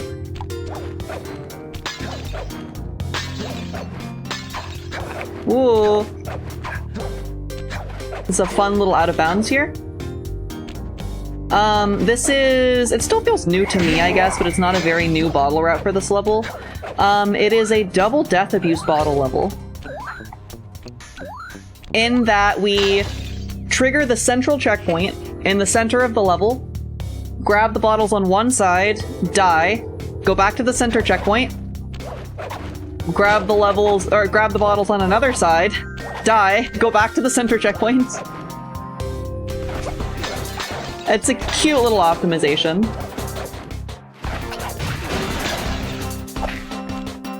Do I think a lot of strats in this game are cute? Yes. Do I think this game is cute? Yes. Do I think that y'all should think this game is cute too? Yes.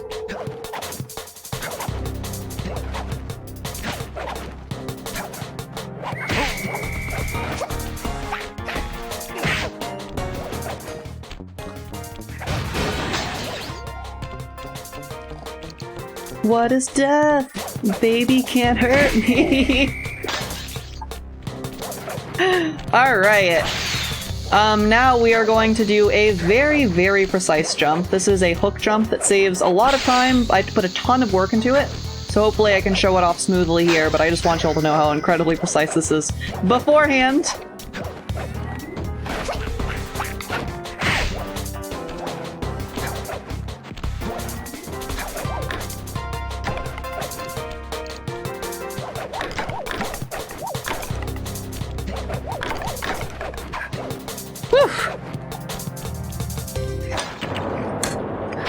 So the way that works is, I told y'all about cane jumps, right? You are cane jumping off of that hook multiple times in order to gain some height that the game is not intended for you to gain. And, you just basically gain height off of really close to frame-perfect hook jumps until you have enough height in order to reach ledge grabbing that. It hard, but I put a lot of work into it. Alright, now we have a very silly RNG trick, but it is a very fun RNG trick. This is called spinning. So chat, spin that raccoon! Oh, okay, that was really good. With some serious high-tech skills must be providing these guys with hardware. The fifth member of the Fiendish Five, perhaps? Remember, use the left and... Got it! So that level casually is like 3 to 3.5 minutes. Which is why we go ahead and do an RNG strat right there in that corner, because it will almost always pop you over there sooner than 3 minutes, right? Normally on average it probably takes like 45 seconds. That was really fast. That was not a gold.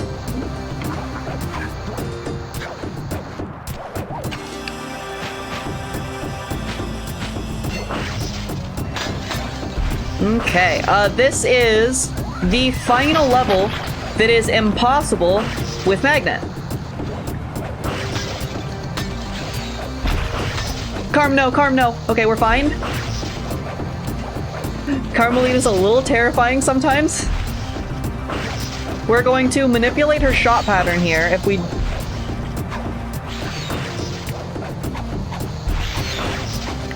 Never mind! Carm wants to prove me wrong! I was going to say if we jump at a precise location, we prevent her from shooting the bridge and can walk across. But Carm is just gonna be me in this playthrough, I think.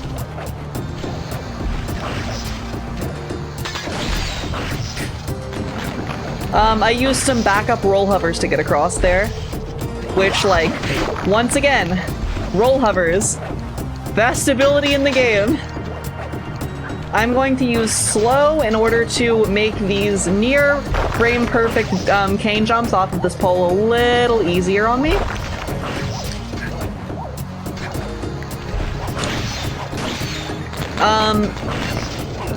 Those cane jumps off that pole are really difficult because especially stiffer poles kind of pull slide towards the coins because that's the direction that he's supposed to be facing. So I need to be really close to frame perfect on those or it will grab the coins. I'm hitting another checkpoint that I'm not supposed to be able to reach yet. That one's really funny because you can just stand on the safe, jump, and hit it. You can like do that really easily, casually.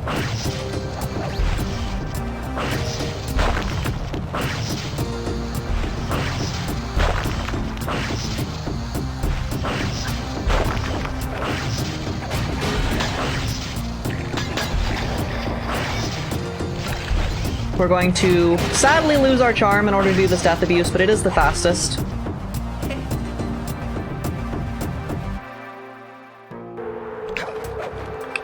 We're at 0 lives, which is a little terrifying, but I'm not going to think about it.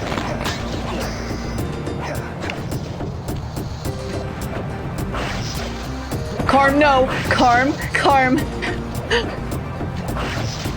I think Carmelita is trying to put on a little bit of a show for the marathon at this point.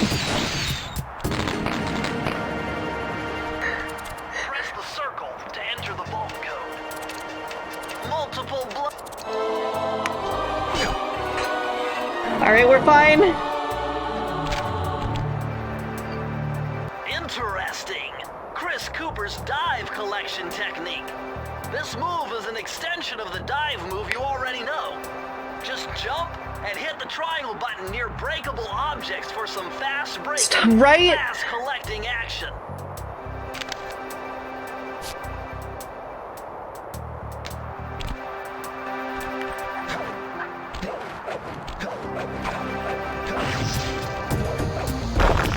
Okay, now we actually hit these fireworks here in a specific pattern, which is really interesting, but in the continuing pattern of Carmelita being really mean, if you hit them in a different pattern, it is possible for her to shoot one of the fireworks out of the air and soft lock you, forcing you to reset the entire level. As long as you hit them in that order, counterclockwise there, that won't happen. However, the fact that that can happen is minorly terrifying.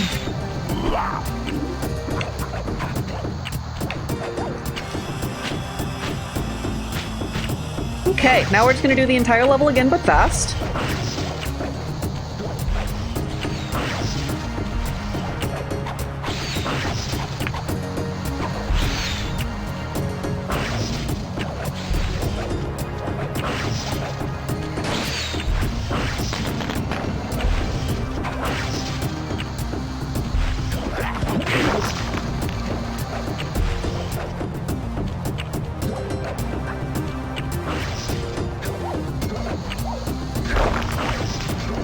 Second verse, same as the first, except we're gonna do one little alteration that's faster for the MTS because we don't have to collect the bottles.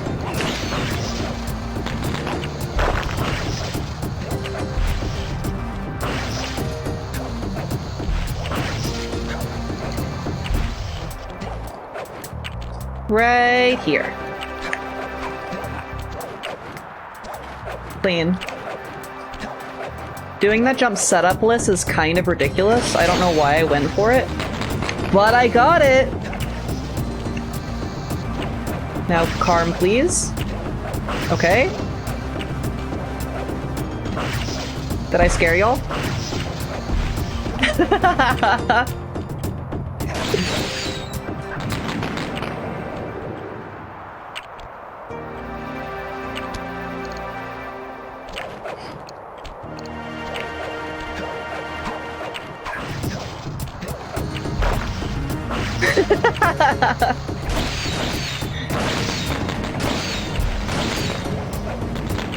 Hitboxes for the icicles are stupid. But it does always give me an opportunity to scare people. If she shoots them, the actual hitbox is only gone for like a second maximum. Alright. Now, y'all remember the race in level 2? Have you ever thought about, what if I did the race in level 2, but with ice physics?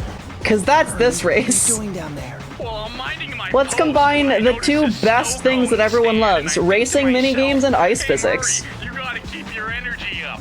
So I hurry over here, and then all of a sudden, monkeys are everywhere, bugging me to race. Once again, 3 times not a around this skippable track cutscene. for a key. I don't know why, Think you but can it's take not. Come on, Sly, they're a pack of monkeys. How can I lose? All right, remember, steer with the left stick and press square to use any nitro boosts you collect. Keep clear of those icy patches. Thanks for the advice, Sly, but trust me, I got this under control. Ba, ba, ba. Ba, ba.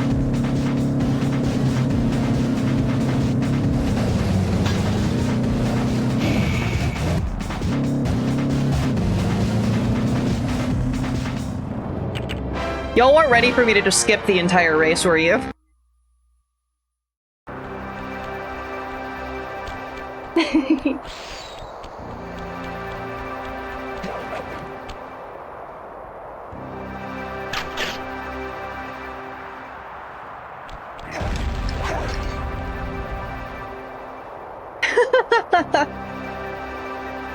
Alright, panicking time.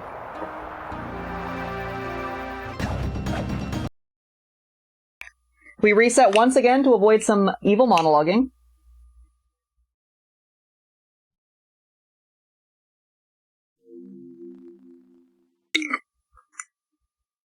I'm almost out of my coffee, which is tragic.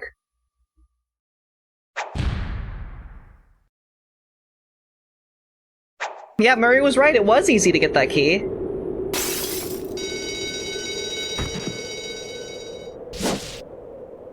Oh, also, fun fact. In case anyone's wondering, my console is in Japanese for 2 reasons. 1, I'm a little bit of a weeb. But 2, there is actually a skip on Sly 2 that requires the console to not be in English. As for the first, as someone who has recently downloaded Toho Music Collection and has something, I talked with Joe, our lovely music genesis about the current status, has 113,000 Toho remixes on my hard drive.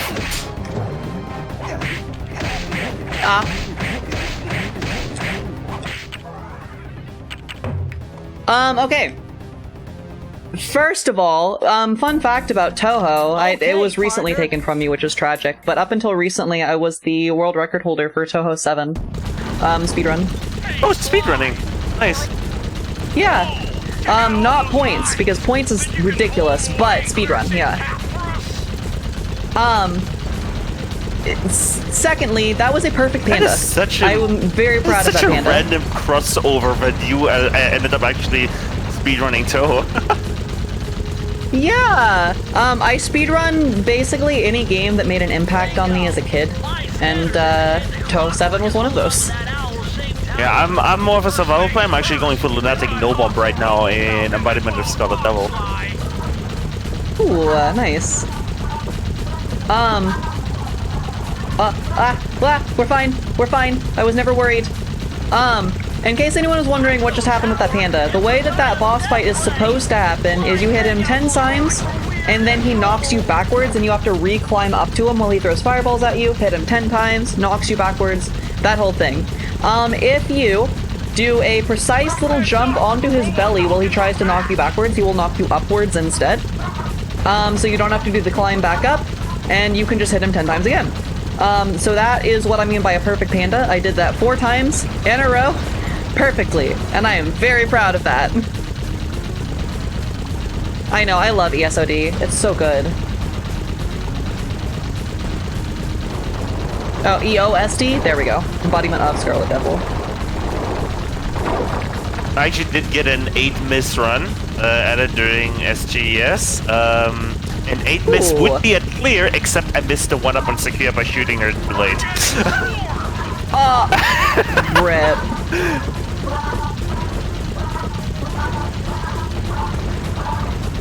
And why, yes, I'm still mad about that. Understandable.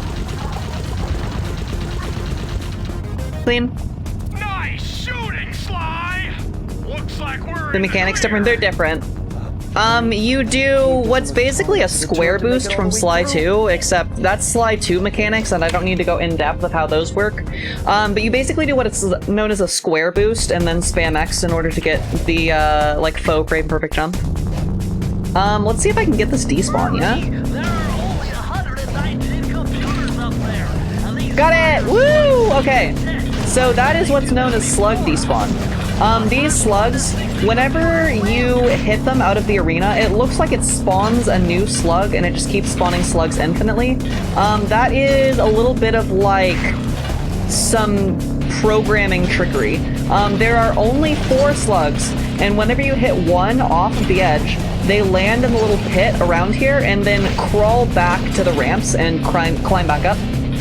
So there's only ever 4 slugs spawned in at one time. It is possible to despawn one by knocking it off the back there. We only call it despawning, and when I think about it differently, it's kind of terrifying, but it doesn't actually despawn. We know that because of Emulator. It just kind of falls infinitely into the void forever by itself, never ending. So I like to think that it despawns and go to a nice like tropical island and is chilling or something like that, rather than think about what's actually happening to it. And we'll just consider it, you know, the slug despawn, and not the slug existential crisis.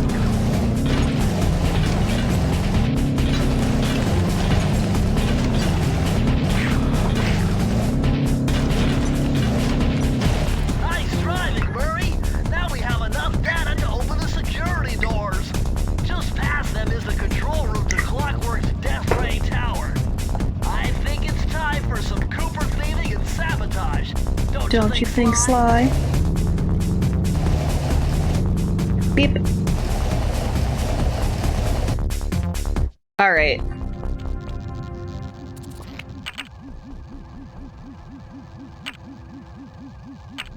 Careful. Alright. I did some nonsense there. That is called a Binocucom double pause. It is possible when Sly is bringing up the Binocucom to have a pause menu pop up behind that Binocucom and then bring up another pause menu on top of that Binocucom. So it's a little pause menu sandwich. Having 2 pause menus open at the same time allows you to do some nonsense, as you would expect. What that allowed me to do is that allowed me to transfer all of my vaults, bottles, keys, everything like that over to a save file where I'm already in 2 to Tango. If you remembered earlier in the run, I saved on 2 to Tango. That was just so that I could have a run that was already in 2 to Tango, quote unquote, and now I just transferred all of my data from the run we were just on over to the save file that has 2 to Tango on it. Basically, we found out how to do some really weird load shenanigans in this game recently.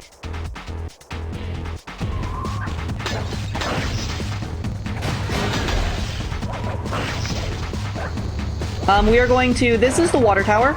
I love this water tower. We are going to use this water tower to do some crazy proxies multiple times throughout this run.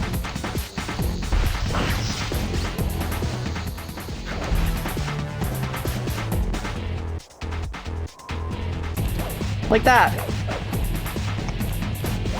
That's just going to fling us forward in the level and not have to avoid a bunch of bottles that are between that and where we proxied from.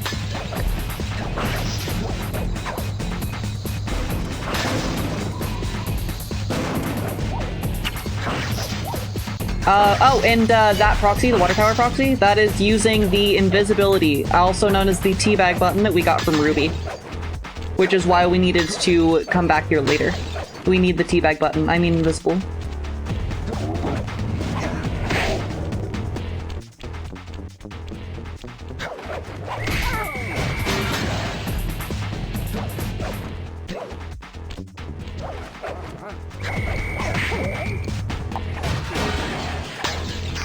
Ta-da! Now we are going to go backwards and do a cute little proxy that I have nicknamed Neenant Proxy, also known as Neen2 Proxy, the Neenaning.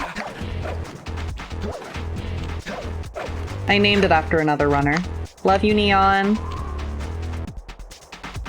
Steven's Raid! Thank you for the luck! That gets us on top of this roof, and then we can jump down to the key, which is super duper convenient. And then just one more precise little jump here. That kind of scares me, so I undershoot it a lot. Because I don't want to have to redo the entire level.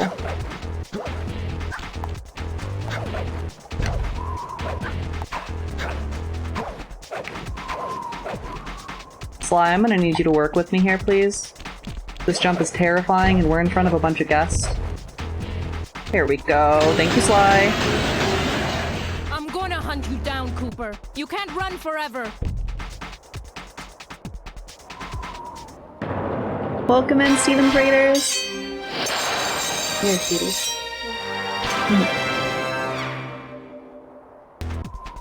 Whew. Okay. Now we are going to break reality again by using another Binoc double pause. And this was the save file we saved on Flaming Temple, except I transferred all of my stuff over to it again. Oops. I did something silly. Hold on. You can't escape me, Raccoon. Also, my controller's currently low battery, so at some point I should probably switch it out with one that's not low battery. Sounds good, guys. Sleep well. That's okay. Low bat strats for the marathon. Now we are doing everyone's favorite part. We are grabbing the vault that has magnet. It is officially time to massively increase our hitbox 4 coins. Which is not minorly terrifying, it's majorly terrifying.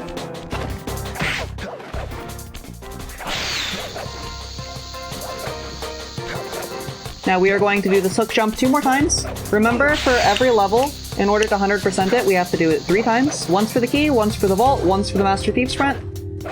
We've already done it once for the key. We're gonna do it 1 more time for the vault, and then 1 more time for the Master Thief Sprint.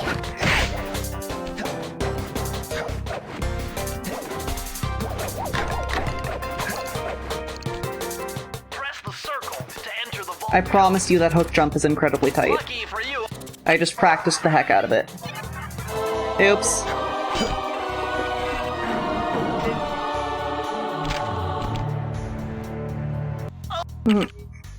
Thank you.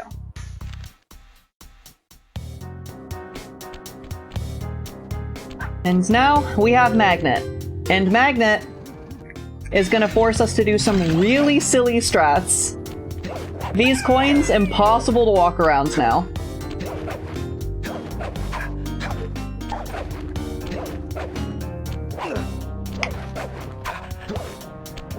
So we're gonna go up here and around. You may have noticed. Hey Alice, why is the Binocucom open while you're currently running? This is a very fun little, it is called Binocucom or BHUD storage. This happens if you pause right before you take damage and have the Binocucom open. The game tries to force close the thing on top, but it doesn't expect you to have both the pause menu and Binocucom open when you take damage, because that's not supposed to be possible. So it closes the pause menu when you take damage and not the Binocucom. If you remember earlier in the run as well, I was talking about how while the Binocucom is open, the MTS timer does not count down. That's what we're doing right now. The reason that I do this is because it makes it so the timer doesn't count down. And I can just play with this open and have an infinite timer on the MTS.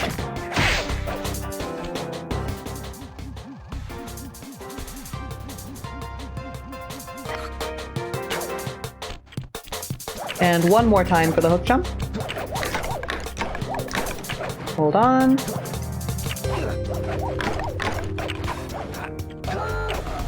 Woo! We in there. Oh, that's a gold. Wow. And now, every Vault and Master Thief's Rent that we didn't pick up on the first try, this is now the section of the run where we go back and grab everything.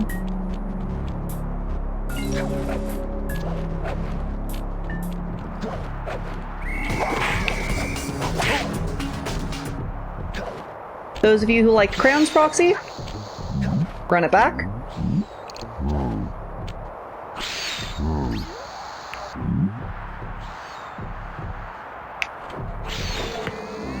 Oops. Uh-oh. I have to do that again. I could Death Abuse there if I miss the ledge grab. Oh. Well, that's a really good example of how massive the coin hitbox is now.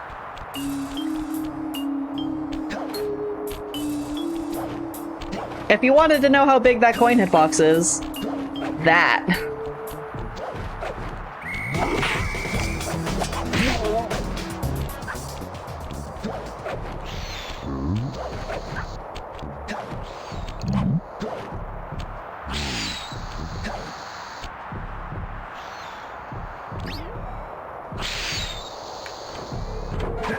Here we go.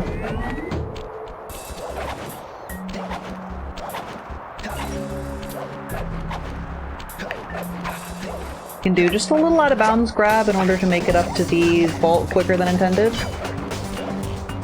It's also really convenient because most of the quicker than intended strats, quote unquote, because they avoid more of the level, they also avoid a bunch of coins. It works out. There's our vault, and now it's time for the Master Thief's Rent.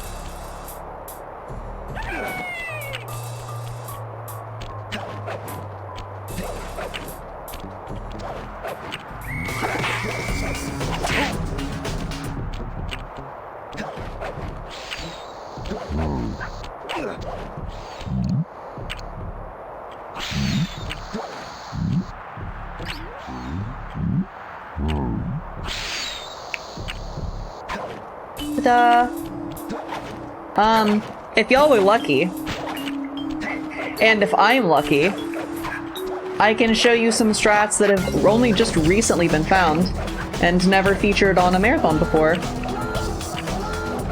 They are coming up here pretty quickly. However, they are slightly really tight, so we'll see if I can show them off.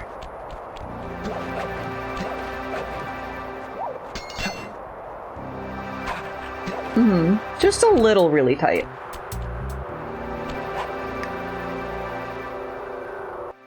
Alright. This level is actually faster for the vault because the vault is at the very end of the level to go backwards through the level. However, this gate is bad.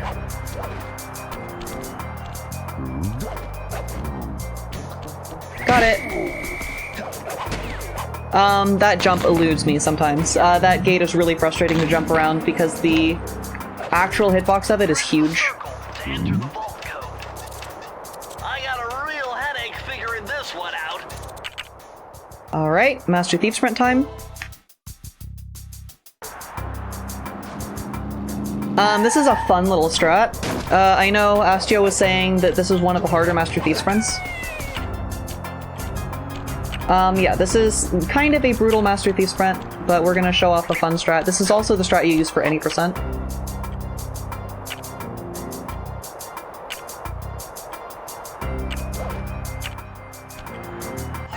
Hold on. Works 100% of the time, 50% of the time. Works 100% of the time, 33% of the time.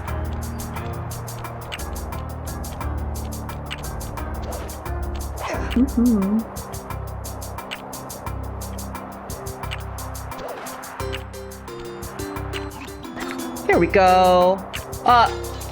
Never mind.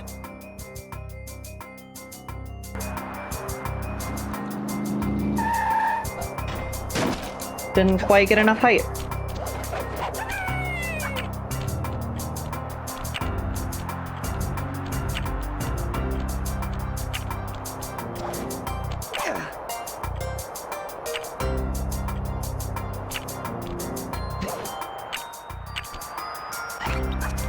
This trick does not want to work with me.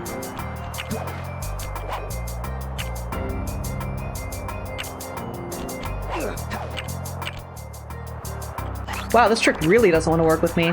This is APA Van Proxy. APA being the name of the level, by the way. This is a Perilous Ascent, so this is a Perilous Ascent Van Proxy. There we go! A lot of the vans have, like, really weird hitboxes. And I will show those some more to you on Dread Swamp as well. But the vans just have really weird hitboxes, so they allow you to get some really silly proxies in several places.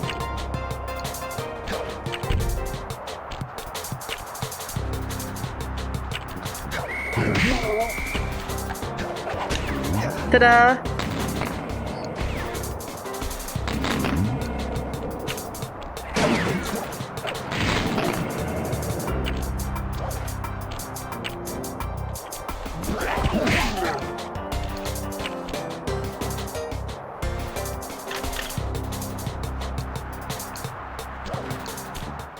There we go. Alright, and with that, World 4 was 100% completed. With 0 coins. Now it's time to go back and do World 3.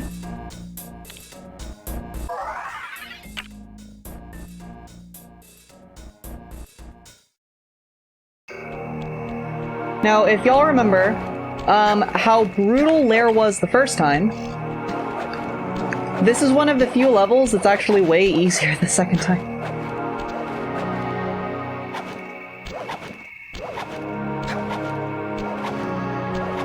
I know, I love that the game just teleports you up there, because it's like, if you hit this firework, you must have, if you hit this firework, you must already be up the top, and then it just teleports you up there.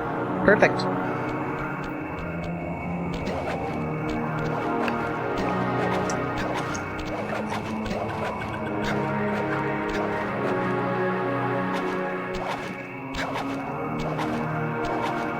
I really appreciate they didn't put any coins on this section of the vine.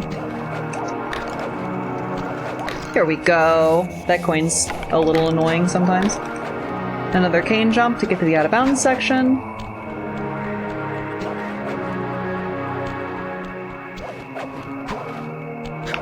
And to the vault we go.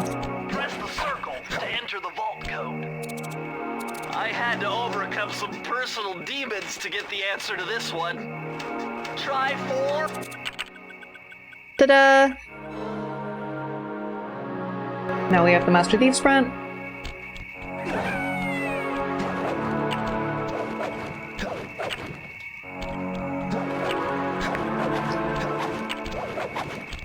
Not out of bounds, yeah, just creatively inbounds. You know.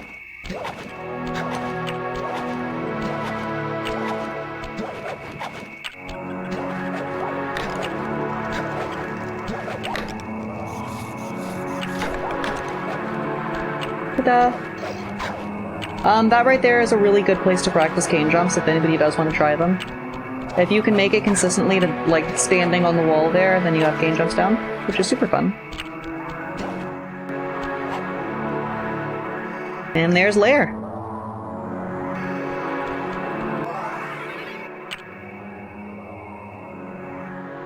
Just to get try 4, you know. Okay, remember what I said about vans having really silly hitboxes?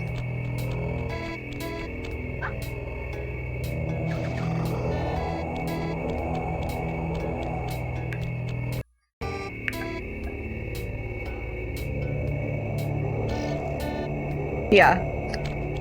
Vans have really silly hitboxes.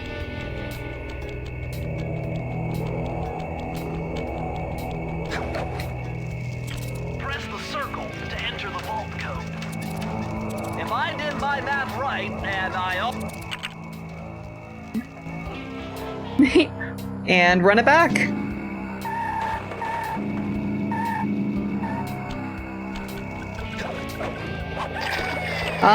If you're wondering why the game suddenly sped up, that is normal. Well, kind of. That is an ability. Fast is the 7th vault that you collect in the game, and it just speeds up the entire game by, like, 20%, I want to say? Something like that. Yeah. It is the fastest way to move in the game. That being said, it speeds up the entire game. So Sly's movement, guard movement, the timer, as you can see in the bot, like it literally just takes the game and speeds it up by 20%. Thank you for the luck. Which I think is really funny. However, because speedruns are timed in real time, that's the fastest way to move. It just cuts 20% off of your time if you're holding fast the entire time. Okay, so this level and the next level have just a tiny bit of RNG because we need these brambles to have coins that don't bounce towards us, like that.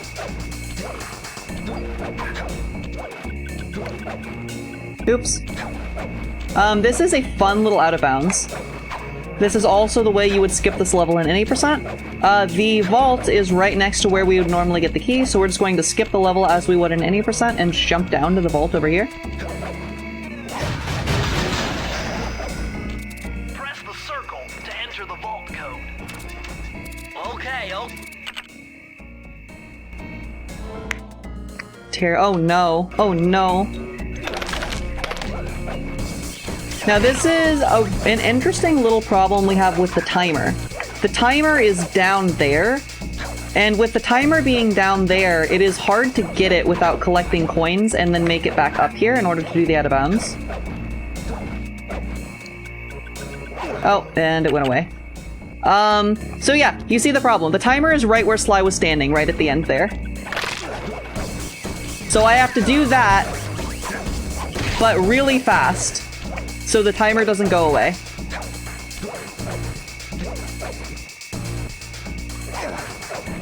There we go.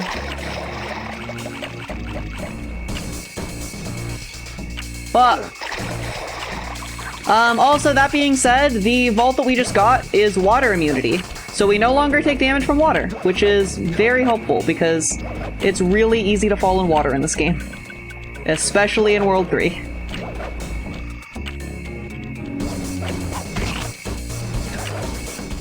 Ta-da!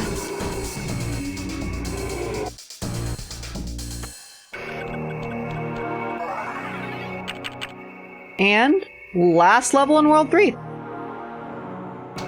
We are cleaning up this game very quickly.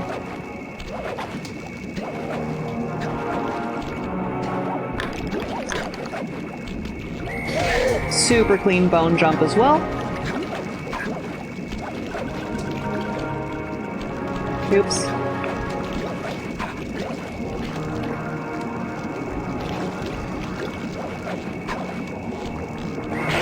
Y'all remember Miss Ruby that we, you know, beat up and threw in jail? Yeah, she's back.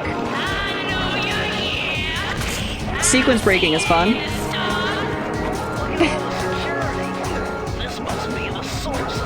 She uses her one phone call from jail to tell us she knows that we're here. Okay, this is kind of a brutal jump because of the magnet. Ooh, because of the magnet hitbox. Got it though. First try.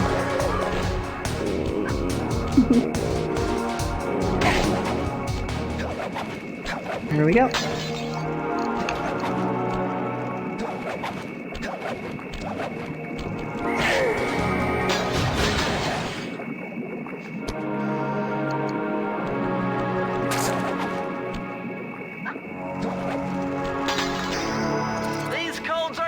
Before my righteous analytical ability. The combination has... Y'all liked scuba diving, right?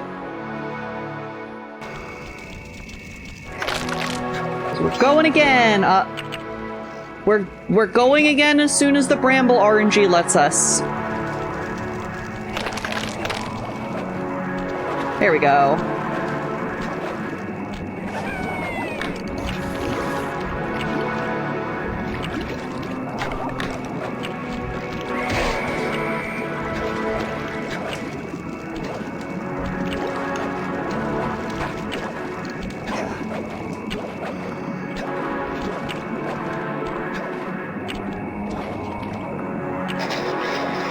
Ta-da!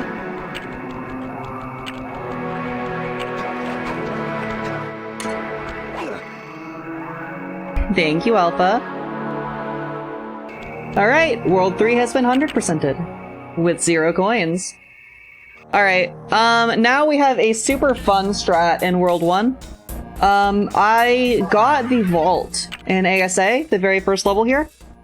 However, we did not do the Master Thief Sprint, and that was on purpose, because this Master Thief Sprint, as long as we have water immunity, can be done very quickly. And I'm going to show that off really quick.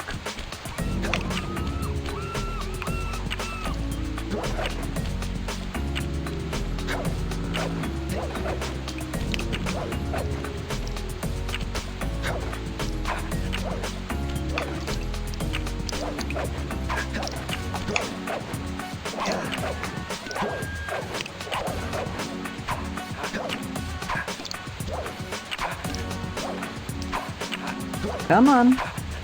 There we go.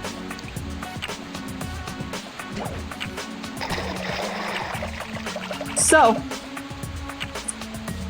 you're probably asking what the heck just happened. This is the first time in this run that you see a Void Drown.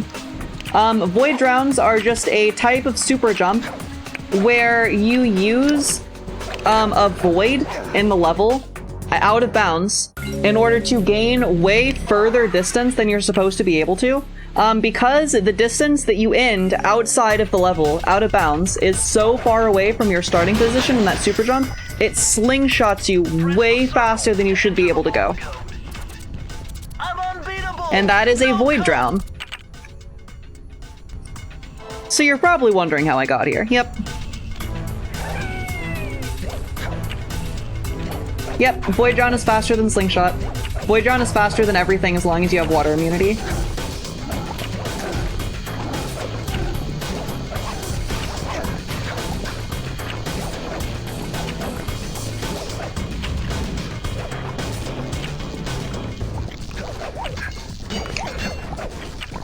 Oops. We're gonna try that one more time.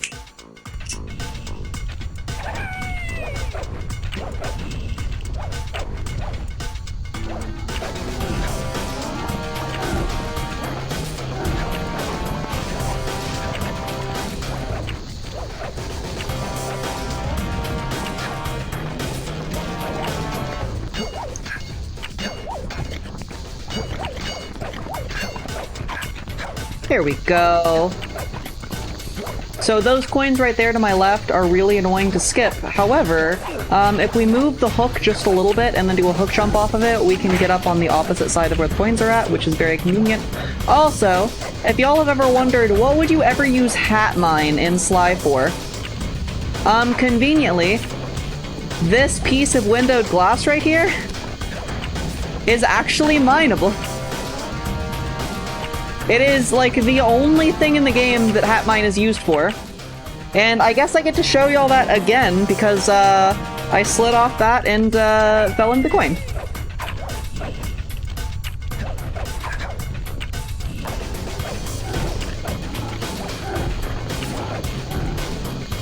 Heck.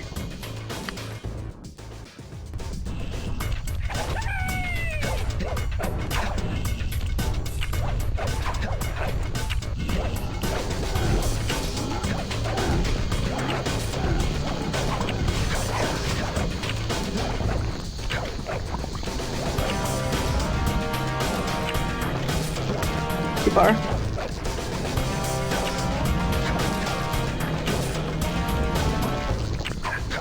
Ah.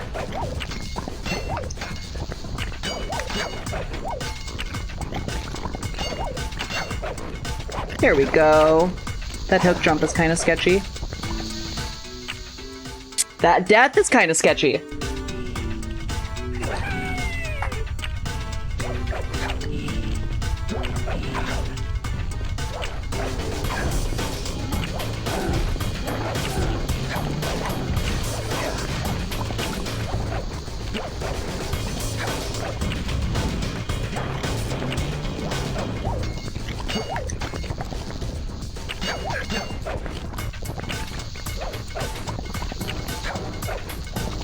Here we go.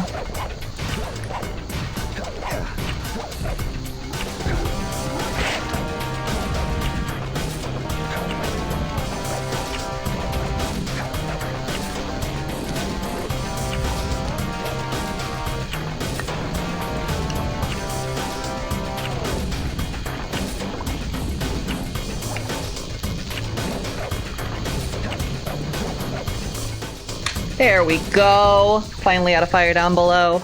Oh, now we get to do a cunning disguise. This one is brutal. This one is brutal just because of a single coin. Well, nah, it's brutal in some other places too. But one coin makes it extra brutal. Oh, okay. That doesn't normally happen. Hey, if you have that on your bingo sheet, mark it off.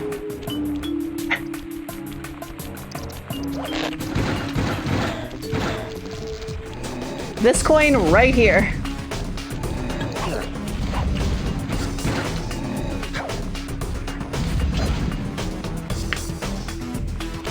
Did y'all want a really good demonstration of how massive the coin hitbox is with Magnet?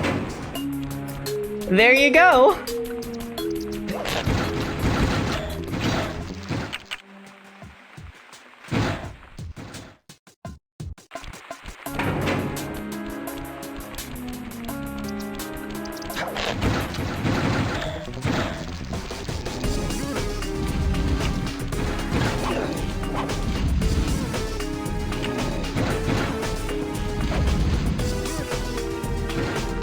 Got it. Whew, okay, this right here is ACD proxy. It is once again just kind of a basic proxy. This requires a little bit of RNG. There we go.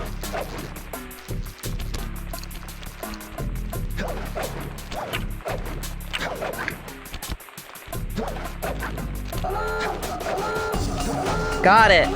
Whew, that section's hard.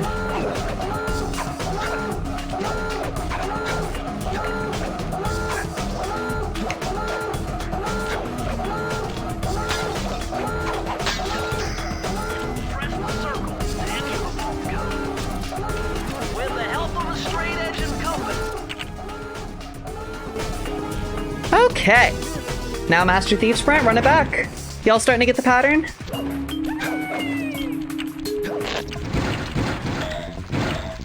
Alright, this coin, my enemy.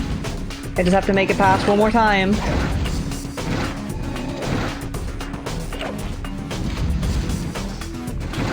Woo!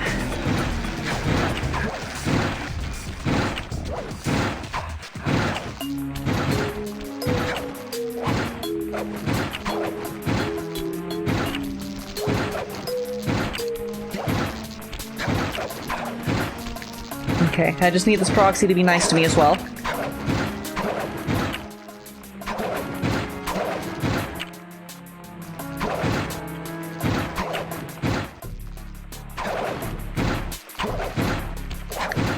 There we go! Woo!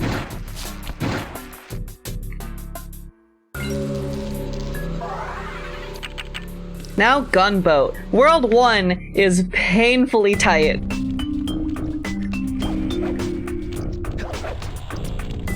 This one's a fun one. So it turns out this little piece of quote-unquote out-of-bounds terrain, as long as it is sunk all the way low on its rocking cycle, you can jump on it. So that is a piece of terrain that has a cycle in which you can touch it. We're going to do a fun little strat here called a BBJ, or a belly bump jump. Yoink! We have that guard help us out really quick.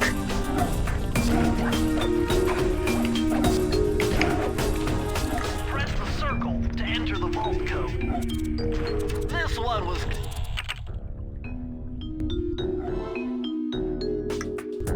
One more time! Thank you, Tiff.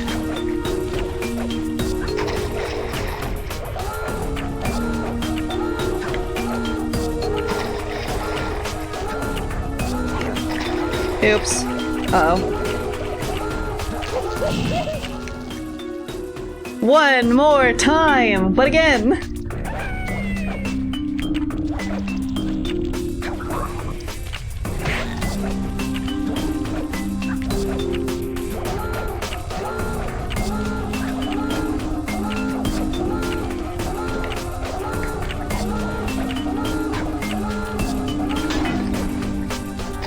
Uh-oh, uh-oh, uh-oh, uh-oh.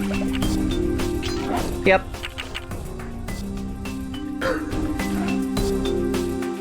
Okay. Y'all remember the old to be continued memes?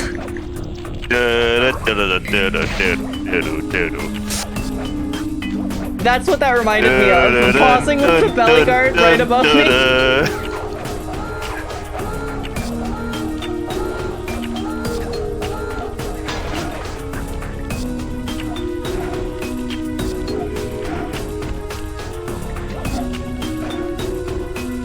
Oh, close.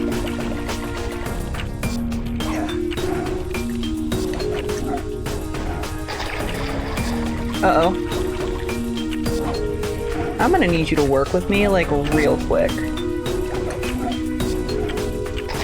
Oh, really? Why am I losing all my momentum here? Huh.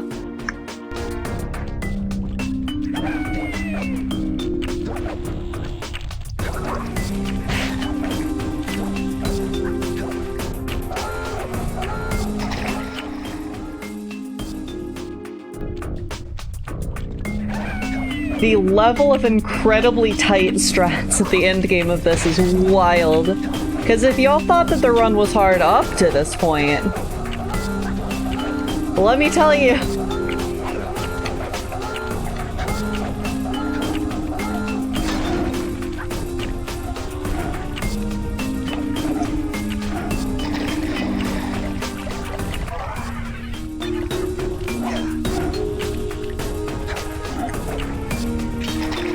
Oh! That's disappointing.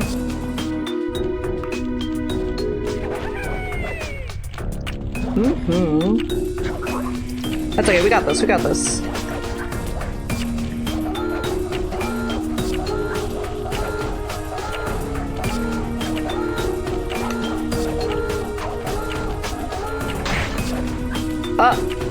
Okay, guess we're trying the alt strat. Oh, there's no way I got the alt strat first try. Okay, sure.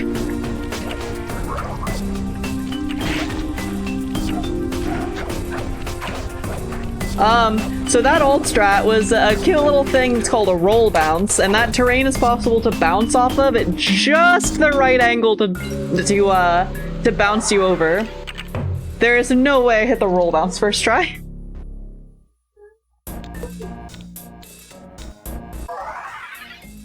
Alright.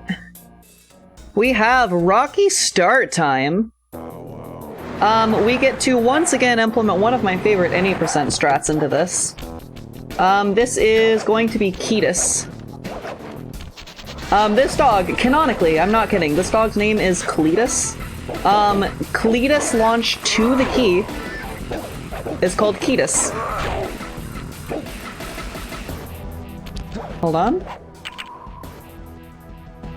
It is, so this is Cletus launch to the key, shortens to Ketis.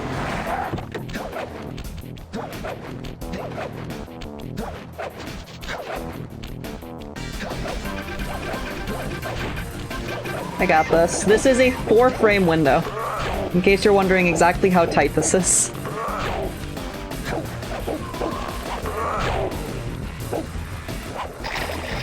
And I need to chill.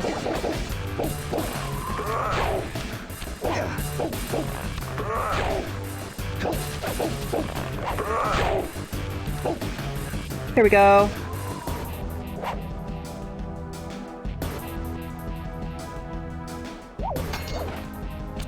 Press the circle to enter the vault code. A little bit of higher mathematics. One more time!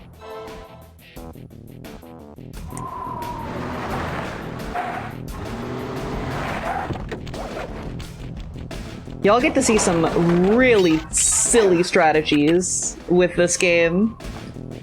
Because with 100% coinless, we get to bust out all of the craziest launches over the entire level. Because if you don't have to play the level at all, there's no chance you get coins.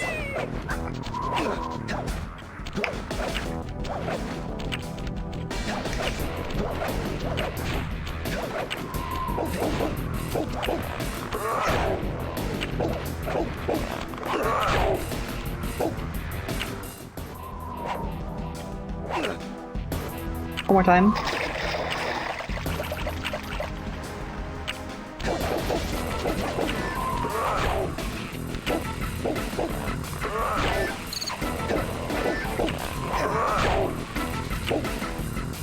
Here we go.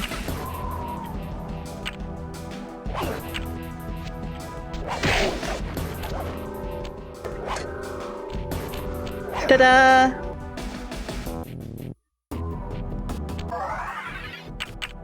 Alright, Boneyard. Let's do it!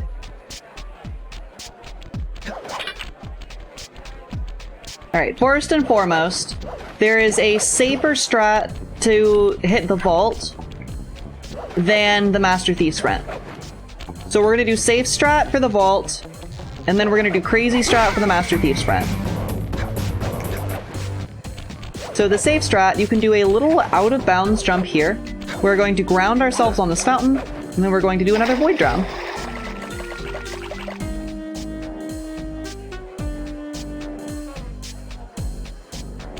This void drown places us squarely on top of the bounds of the level.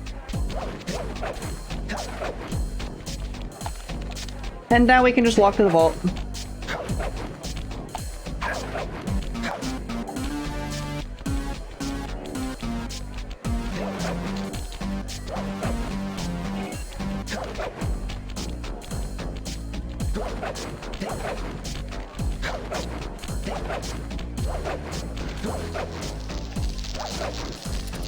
Ta-da! Circle to enter the vault code. Man, I'm getting swift with deciphering. Now we are going to do what's known as roulette void drown.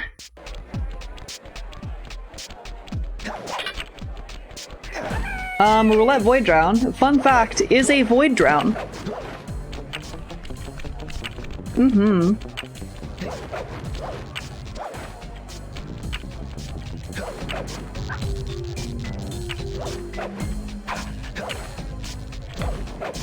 So out of bounds here, this is actually not that hard of an out of bounds jump, but normally it's kind of like, what would you even do with this? You can do a really silly void drown that I'm going to try to set up really precisely here.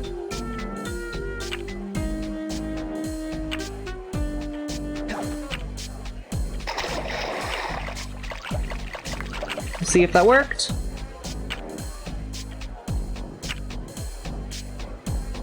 It did not. Shoot. Try one more time. I want y'all to be able to see that. You can make it from that void drown all the way to the very end of the level. I hit the water a little too hard there and it stopped my momentum. I need just a little more momentum going into that launch.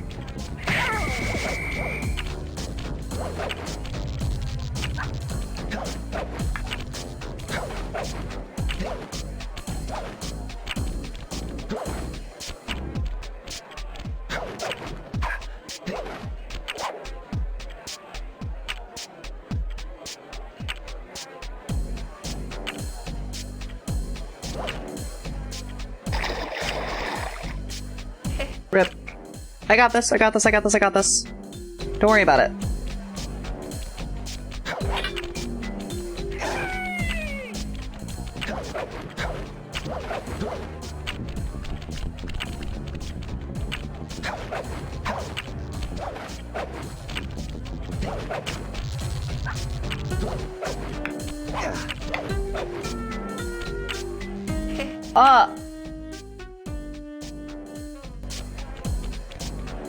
So remember how we have water immunity? That would have been nice if we fell into the water there.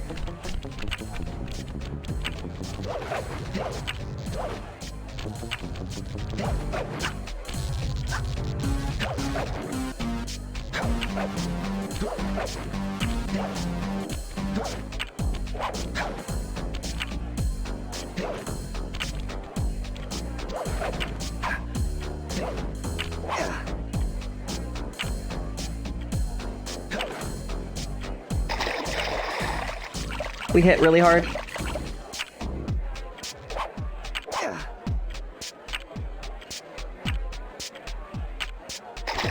Are we trying again in the club?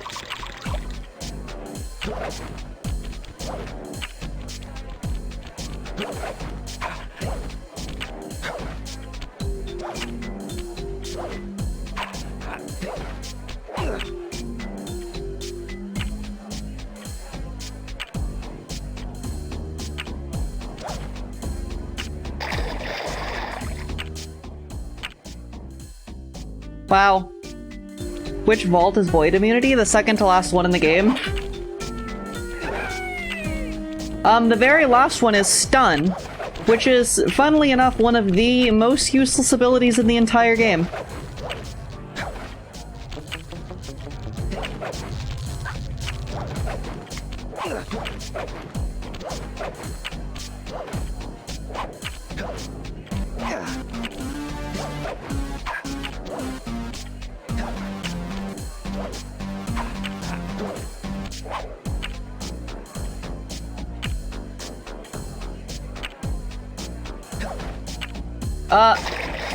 Hold on. That was a D-pad moment.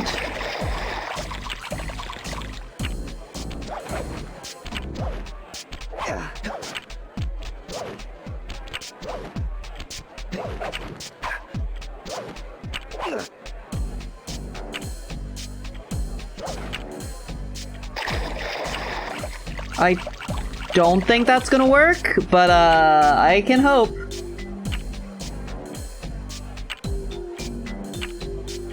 While we're hoping here, It will you not. mind if you have a moment?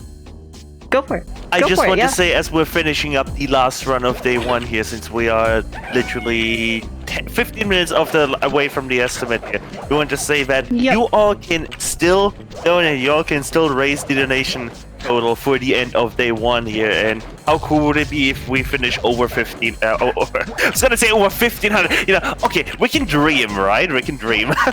Yeah. But how cool would it be if we finish over $500 for the first day? That would be We only lovely. need 50 more. And you all still have a quarter of an hour to do it. So if you want to donate, you can either type !donate in the chat, or you can scroll down below the stream. And of course, all of your lovely little donations are benefiting Summer's Familiar Value.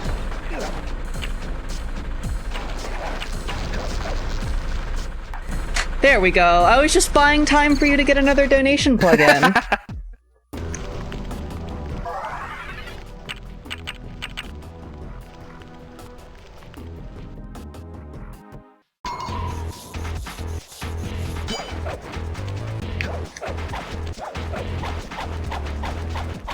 Now we are back to one of the hardest levels coinless, but with Magnet this time.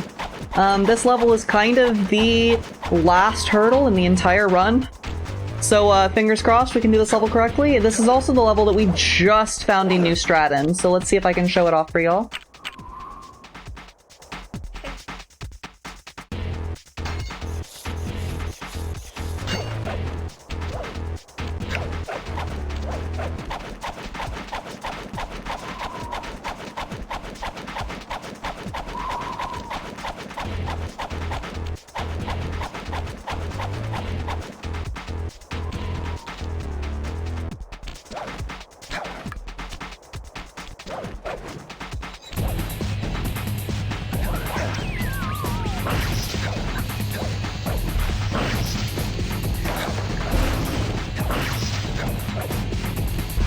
Okay.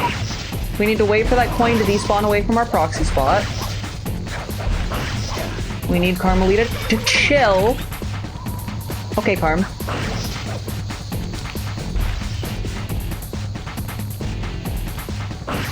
You want to see something fun?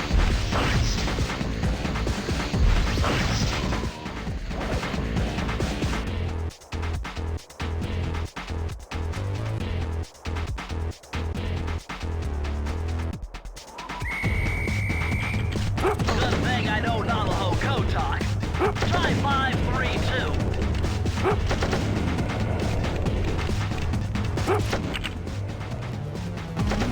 Strat is so silly. Alright. This is the new strat. Let's see if I can pull it off for y'all.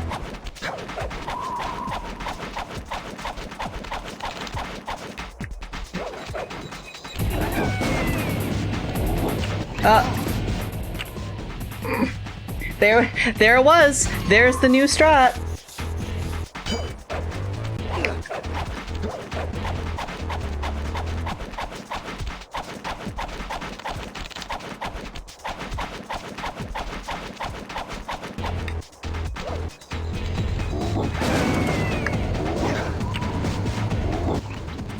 Okay, I need to wait for these coins to despawn really quick.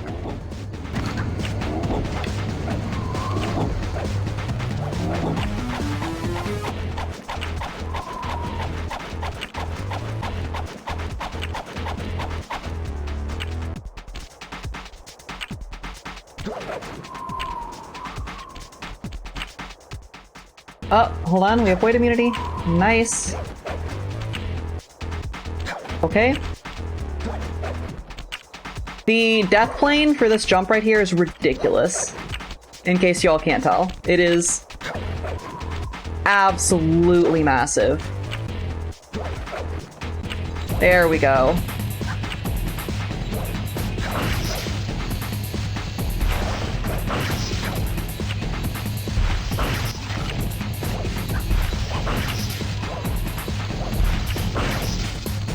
Okay.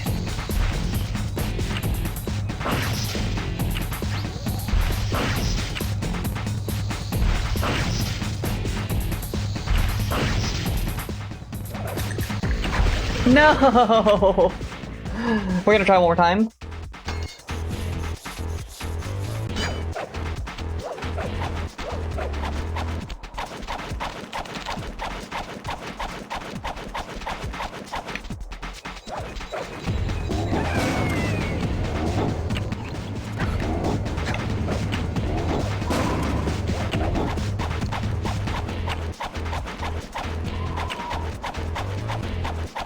I told y'all Karm was being particularly brutal this run.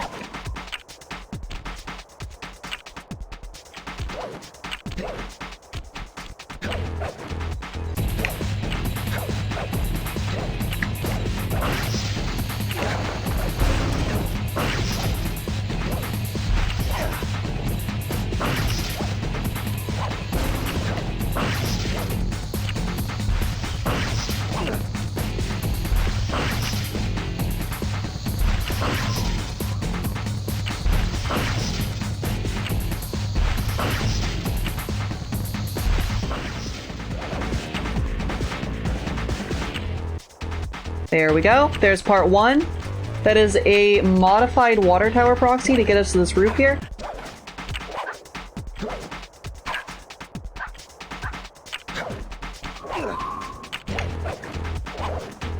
And then we are going to do a very silly super jump. Let's see if I can nail this for y'all.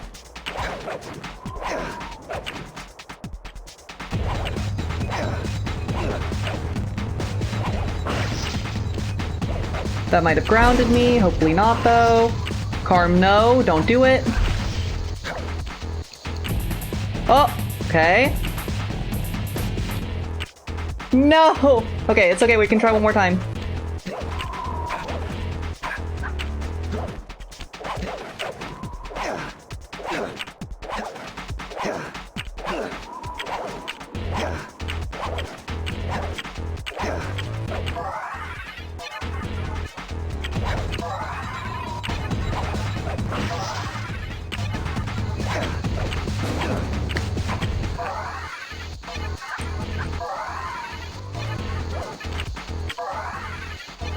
This is gonna work. This is gonna work and I'm not gonna have enough time.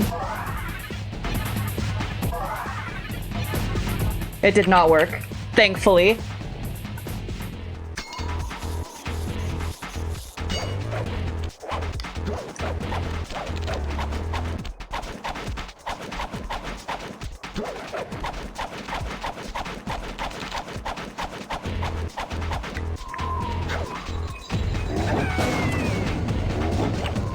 I have a question. For me? No, for the game. But also, hi, how are you? Pretty good, pretty good. Good. What if I just did that version instead? I feel pretty good about the fact that in one day and one day alone, we've increased the total available fundraising of a charity by an entire %. Yay! That's awesome.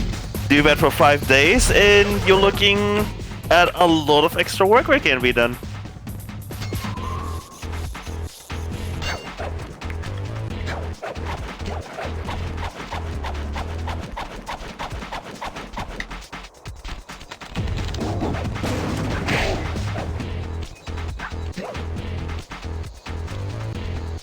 I think I kind of like this setup. That one right there. And then we can do antenna. I like antenna. I'm not experimenting live on a marathon, I promise. Okay, I might be.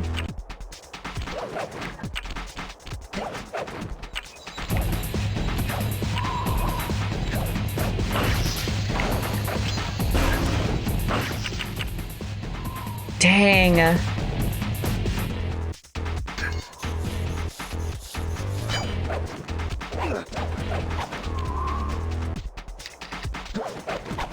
Alright, I'm gonna try the new strat one more time, then we're just gonna go to the old tried and true.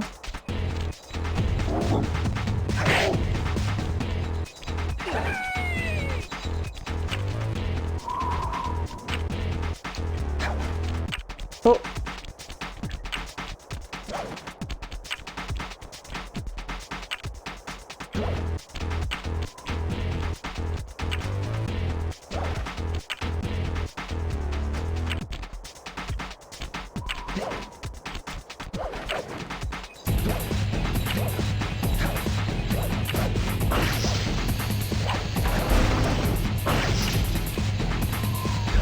I can do this. I can do this. I can do this.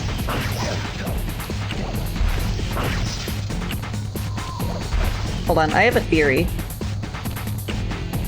I'm gonna try intentionally taking quote-unquote damage right here and see if that helps Carmelita chill a little bit.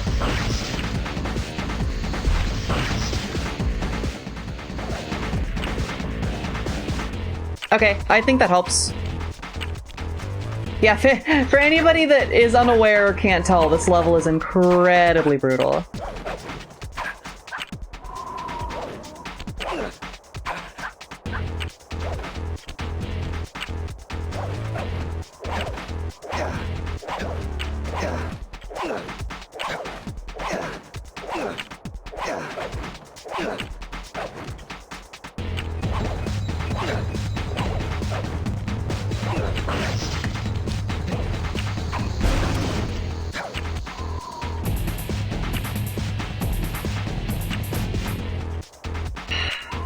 Dang. Alright, y'all. I think I'm just gonna do roll hovers.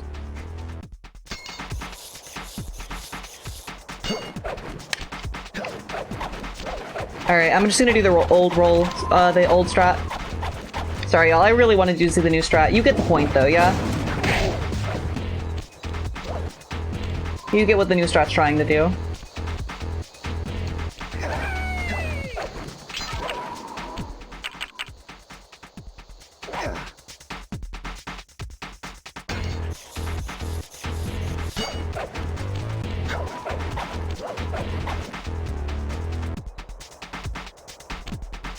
I can try one more time. At this point, we're gonna go over estimate regardless. So it's kind of, up to y'all. You are the final run of day 1, so... Chat, y'all wanna keep trying the new strat? Up to you. Alright, let's keep trying it.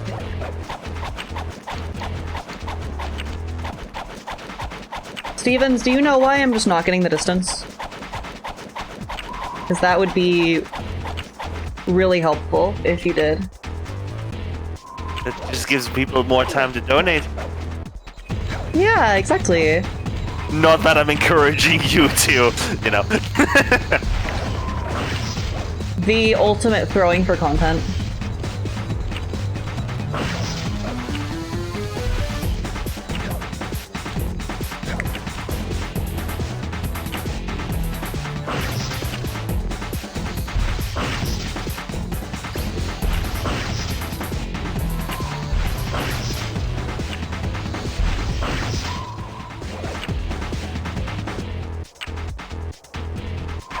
Bit further left? Okay.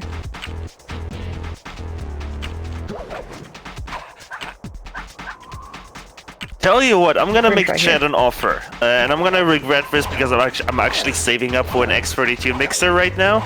But Nah. if you all manage to donate at least $25 until the end of this run, then I will match the remaining 25 to bring us to $500. Ooh, okay. I know we collected a coin, but I need to know.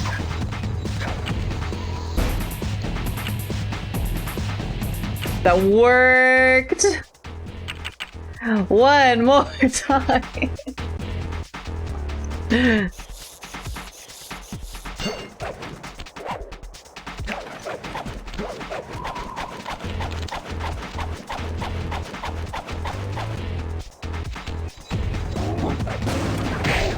I know.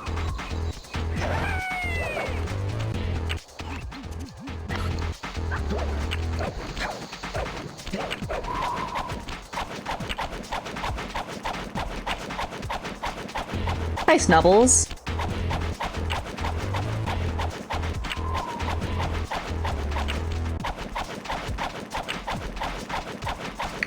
There we go.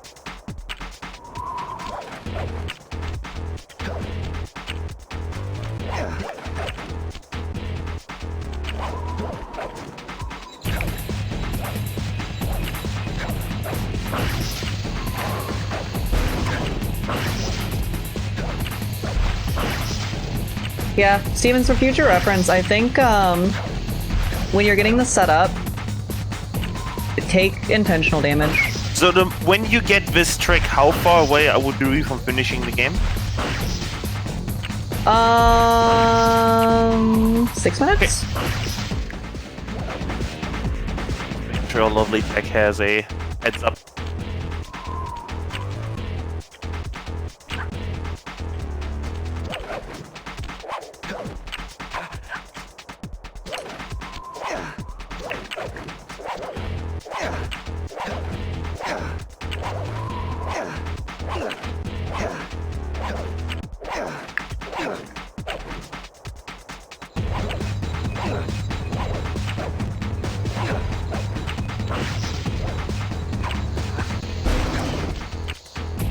Meow.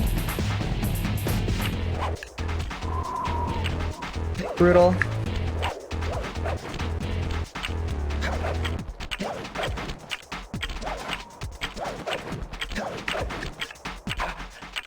Brutal.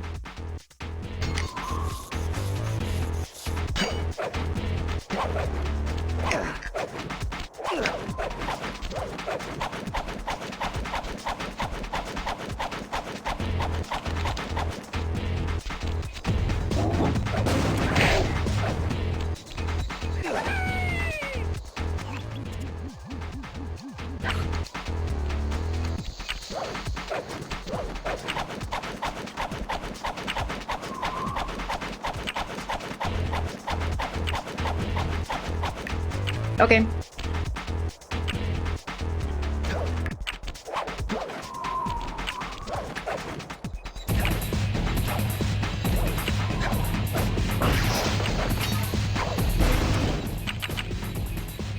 Alright, y'all, we need to go home. Or, you know, by go home, I mean we need to be done. We're doing an alternative strat? Yeah. That's fair. I don't want to hold them for too long.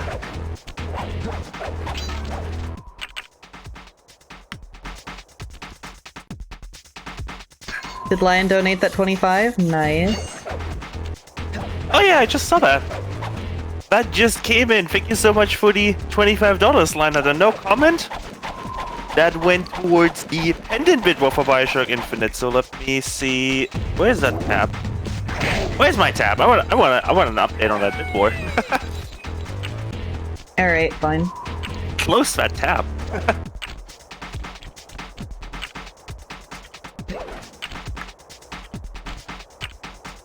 There, so Bird Pendant now solidly in the lead with $98. in Cage Pendant, just trailing behind with $25. And really big thing, because on Tiltify, I want to say this, you can also put your donation. You can put your donation both towards a bid war and an incentive at the same time. So that actually also went towards the Hotline Miami incentive. So that actually now is met. So you all will be seeing that. Yay! These two bonus Let's go. levels for Hotline Miami. And now I'm gonna get that page open, and I'm a man of my words. I know I got a coin. I know. We're hitting like 15 minutes over estimate. I'm just trying to speed this up a little bit.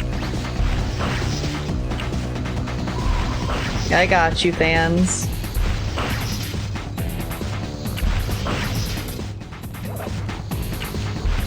Hello. It's roll hover strats time.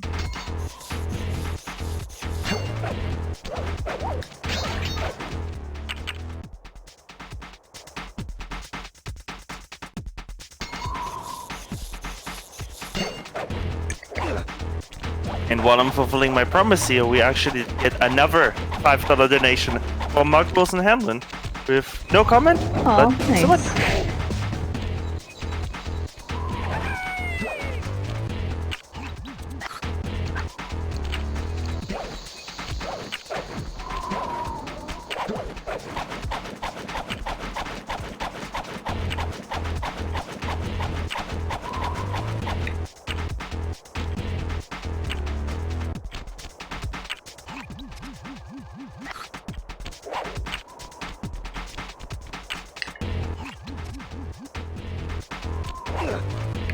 Here we go.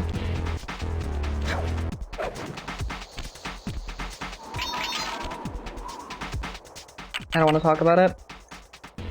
It's not good.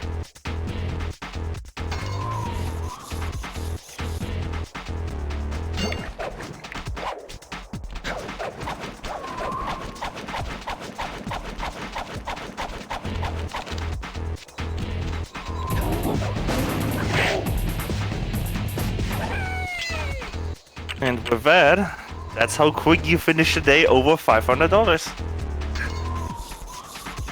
Woo! Congrats. Thank you everyone for donations. Hear me out, chat. Hear me out. We're gonna switch back to new strat, but I think we're gonna DNF this run. But I think whenever we nail this strat, we're gonna consider that a win. We're not ending on a DNF. We're not ending on a DNF? No, why unless you gotta go. Oh, okay. All right. I just don't wanna force y'all to stay here with me.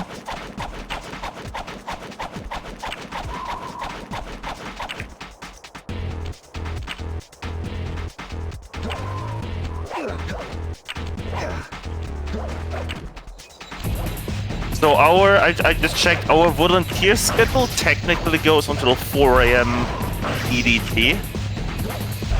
Okay. So after that, if all of the producer tech, everything in the background right now, Genesis has to go, then I could take over on tech. Okay. Because we're definitely not ending on a DNF. Okay. Unless Genesis overwrites me here.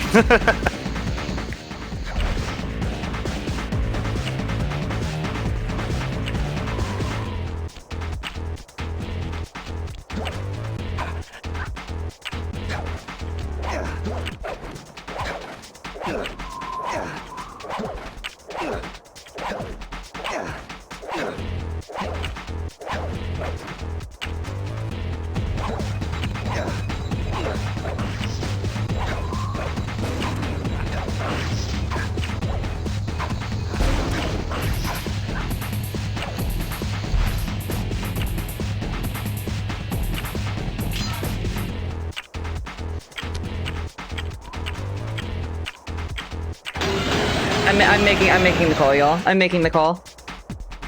I'm tired and hungry. I'm making the call. I'm sorry. We'll continue, but it will not be officially coinless. That's fair. At least we'll see the game ending. Yeah, exactly.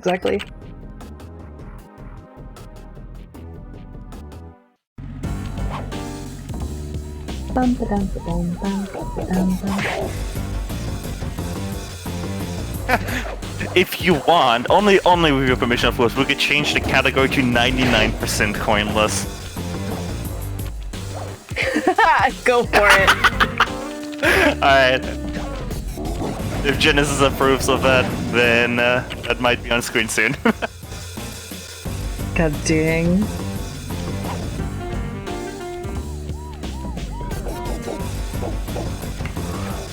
Hey, and Benny will have a new world record. As promised. Yeah.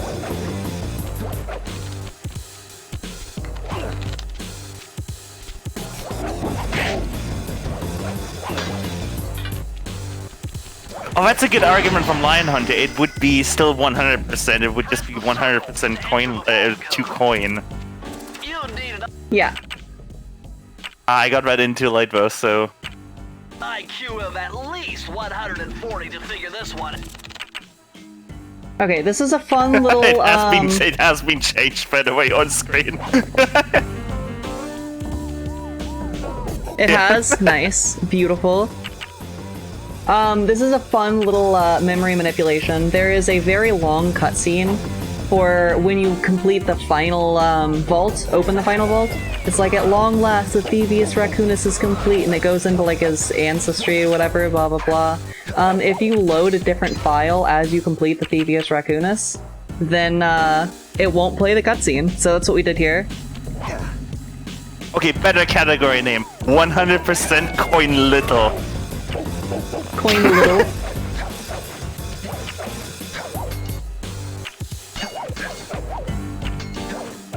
We're not getting another update, unfortunately, but close enough. Aw.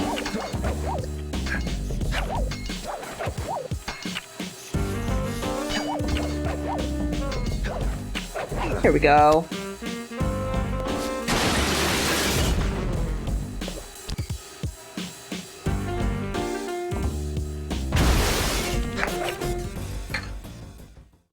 Cool. You've done it, Sly! The Thievius Raccoonus is complete! Here we go. Wow, try beating all the masterpieces. Now we just have to unlock beat the Clockwork. designer's commentary. Once you've unlocked them all, I've got a special That behind is the scenes movie to just show you. about 100% completion. That's the Thievius Raccoonus is fully completed.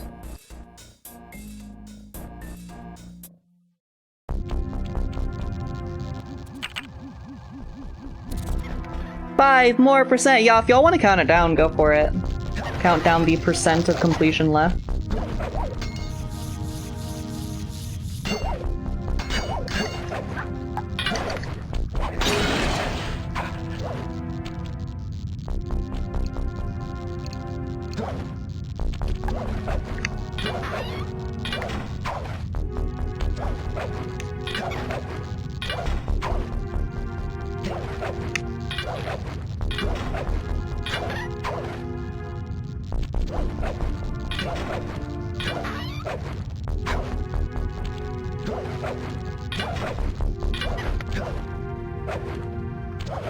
There we go. That was a fun little strat called Bentley Skip. That turret right there, that normally is supposed to shoot you, you can manipulate it so that you can jump off of it as it's opening up and gain a ton of height to jump over a cutscene trigger. That cutscene trigger puts you in a separate level. So that skips an entire level, fun fact. So it's quite a bit of time save. However, entering that level does actually count for 1% completion, which is funny enough, but we do have to go back to that level. We'd have to, like, just enter the level for a second to show that we've been in the level, and then we don't have to play it. Weird memory manipulation shenanigans with Sly.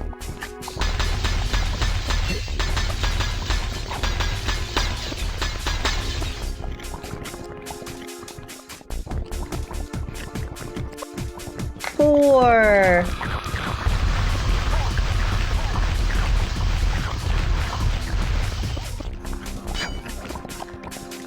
Nice job, Raccoon. 3.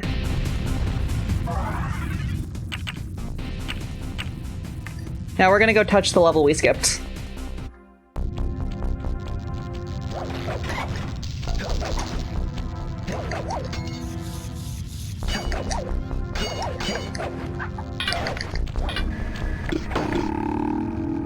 Sly Cooper. I should have known you were behind this. You got me wrong, Miss Fox. I'm here to rescue you. You sentimental fool. It's too bad that hacking is both one of the worst levels in the game and has one of the best soundtracks. I knew this was a trap. Looks like I'm going to have to do some fast and furious hacking to shut down that gas before Sly's brain is turned to cheese.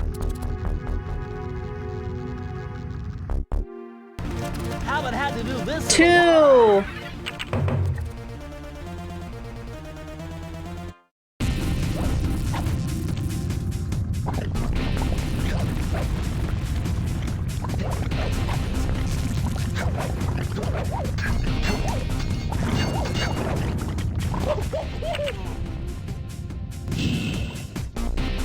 So, I reserve the right to say that the game dropped my input, even though it was my brain that dropped the input.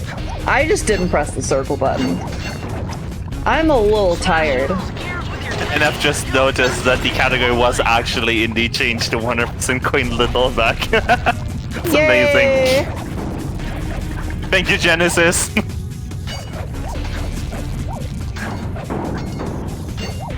Coin Little, that's so good.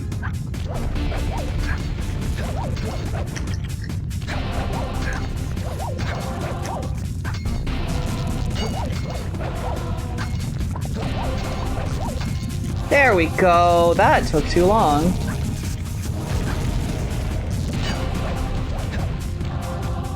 One!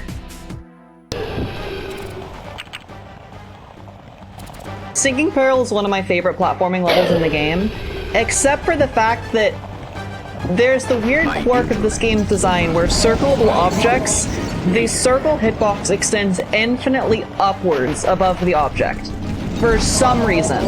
But that being said, because the level wraps and spirals in on itself, there is a lot of circleable objects that are directly above others in that level, and because of that, these circle hitboxes frequently get confused. So, one of the coolest platforming levels in the game, in theory, that isn't quite coded correctly. Nice shooting, Sly! You got him! Wow, that's one tough owl. I don't get it. You're so familiar with my family. You must have known my father had a son. If you hated the Coopers so much, why did you let me live when you stole the Thievius Raccoonus? Because I wanted to show the world that without your precious book, the Cooper line is nothing. Ah, well, there's where you're wrong. The Thievius Raccoonus doesn't create great thieves. It takes great thieves to create the Thievius Raccoonus. Enough, Sly Cooper. It ends here. I will finish you like I finished your father. And the Cooper line will be erased, and the only lasting thief will be clockwork.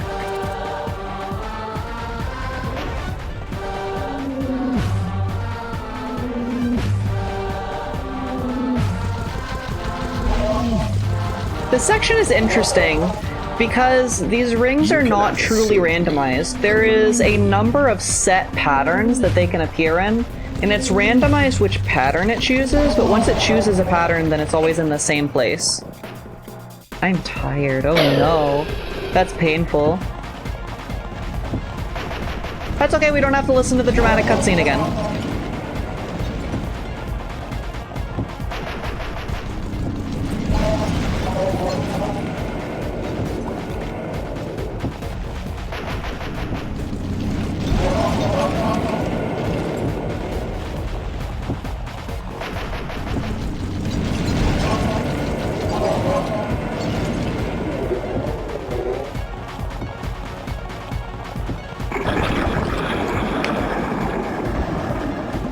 It really does.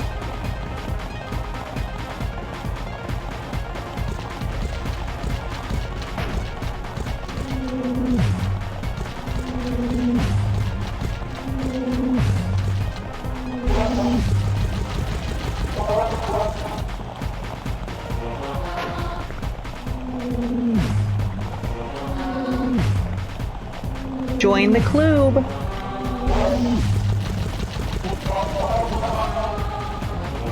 My intellect is refined. My experience is greater.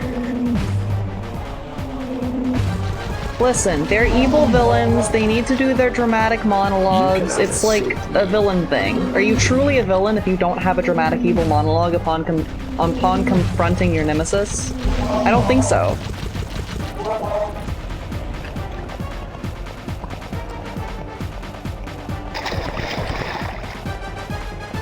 Now's your only chance, Sly! You've got to get to his head and destroy it before his auto... I have 37 flowers. Hi! GG. It took some tricky maneuvering, but I managed to snatch There that you go, last piece of y'all. the World record Thievius in coin little percent. The Fiendish Five, Raleigh, Mugshot, Ms. Ruby, the Panda King, Thank you for and finally GG's. Clockwork. I'd beaten them all one by We got one. it, yeah, we and gotta do the reclaimed my kiss. birthright. That is a world record in coin little Of course, percent. there was no way I could have gotten here without the help of my pals. I know this hasn't been easy for them, but they stuck with me through it all. Murray, boy, it took a lot of guts for him to get out in the field with me. I know There he was is not scared, one more but vault. he's got more heart than anyone I've ever known. Okay, so And thank goodness for Bentley. the way that this Without game his works expertise, I had never is found my there way are off that technically rooftop in 18 Paris. vaults, 17 of God which couldn't count ask for for a a better percent. gang of friends. The game checks off how many vaults you Who could ever have, forget and when the you get to the lovely Carmelita? 18th, it makes Looks like sure we're that not you've gonna be beaten friends Clockwork anymore. first. We skip the vault Now that in Clockwork's Paris, death ray is out which of means that commission, when we're we back to playing complete cops the and robbers. 17th vault, it's actually the last one I that counts thought for for sure percent, she was gonna so slap there's the no handcuffs reason that on we me have to right go then back and after there. defeating Clockwork. But instead, Which is she really was true funny. to her It's word also and really gave me that convenient that the 10-second Paris head vault doesn't start. count for any percentage, because the 10, game checks that 9, when it's wondering how 8, many vaults you've done 7, before completing Clockwork, 6, but it doesn't 5, count for a percent, so there's no 4, reason to do it. 3, 2,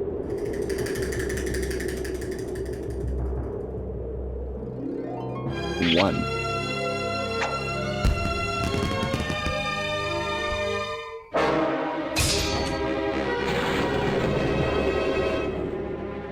I felt bad leaving her stranded on a giant rock, but I knew it Hello, wouldn't be sorry long if I before missed we'd see each anything. other again. My doorbell just rang.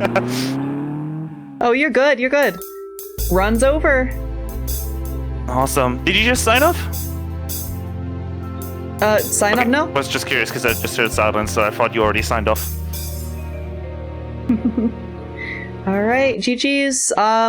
Thank you for everyone staying this far past estimate, everyone who's already, or who is still here. I very much appreciate it. I hope y'all enjoyed the run despite the difficulties towards the end.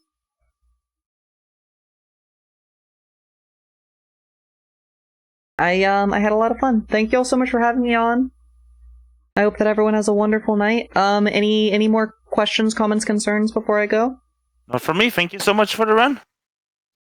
Yeah, thank you so much for having me. And thank you everyone for the donations. It is going towards a very good cause, so I really appreciate everyone who's donated so far. Bye everyone!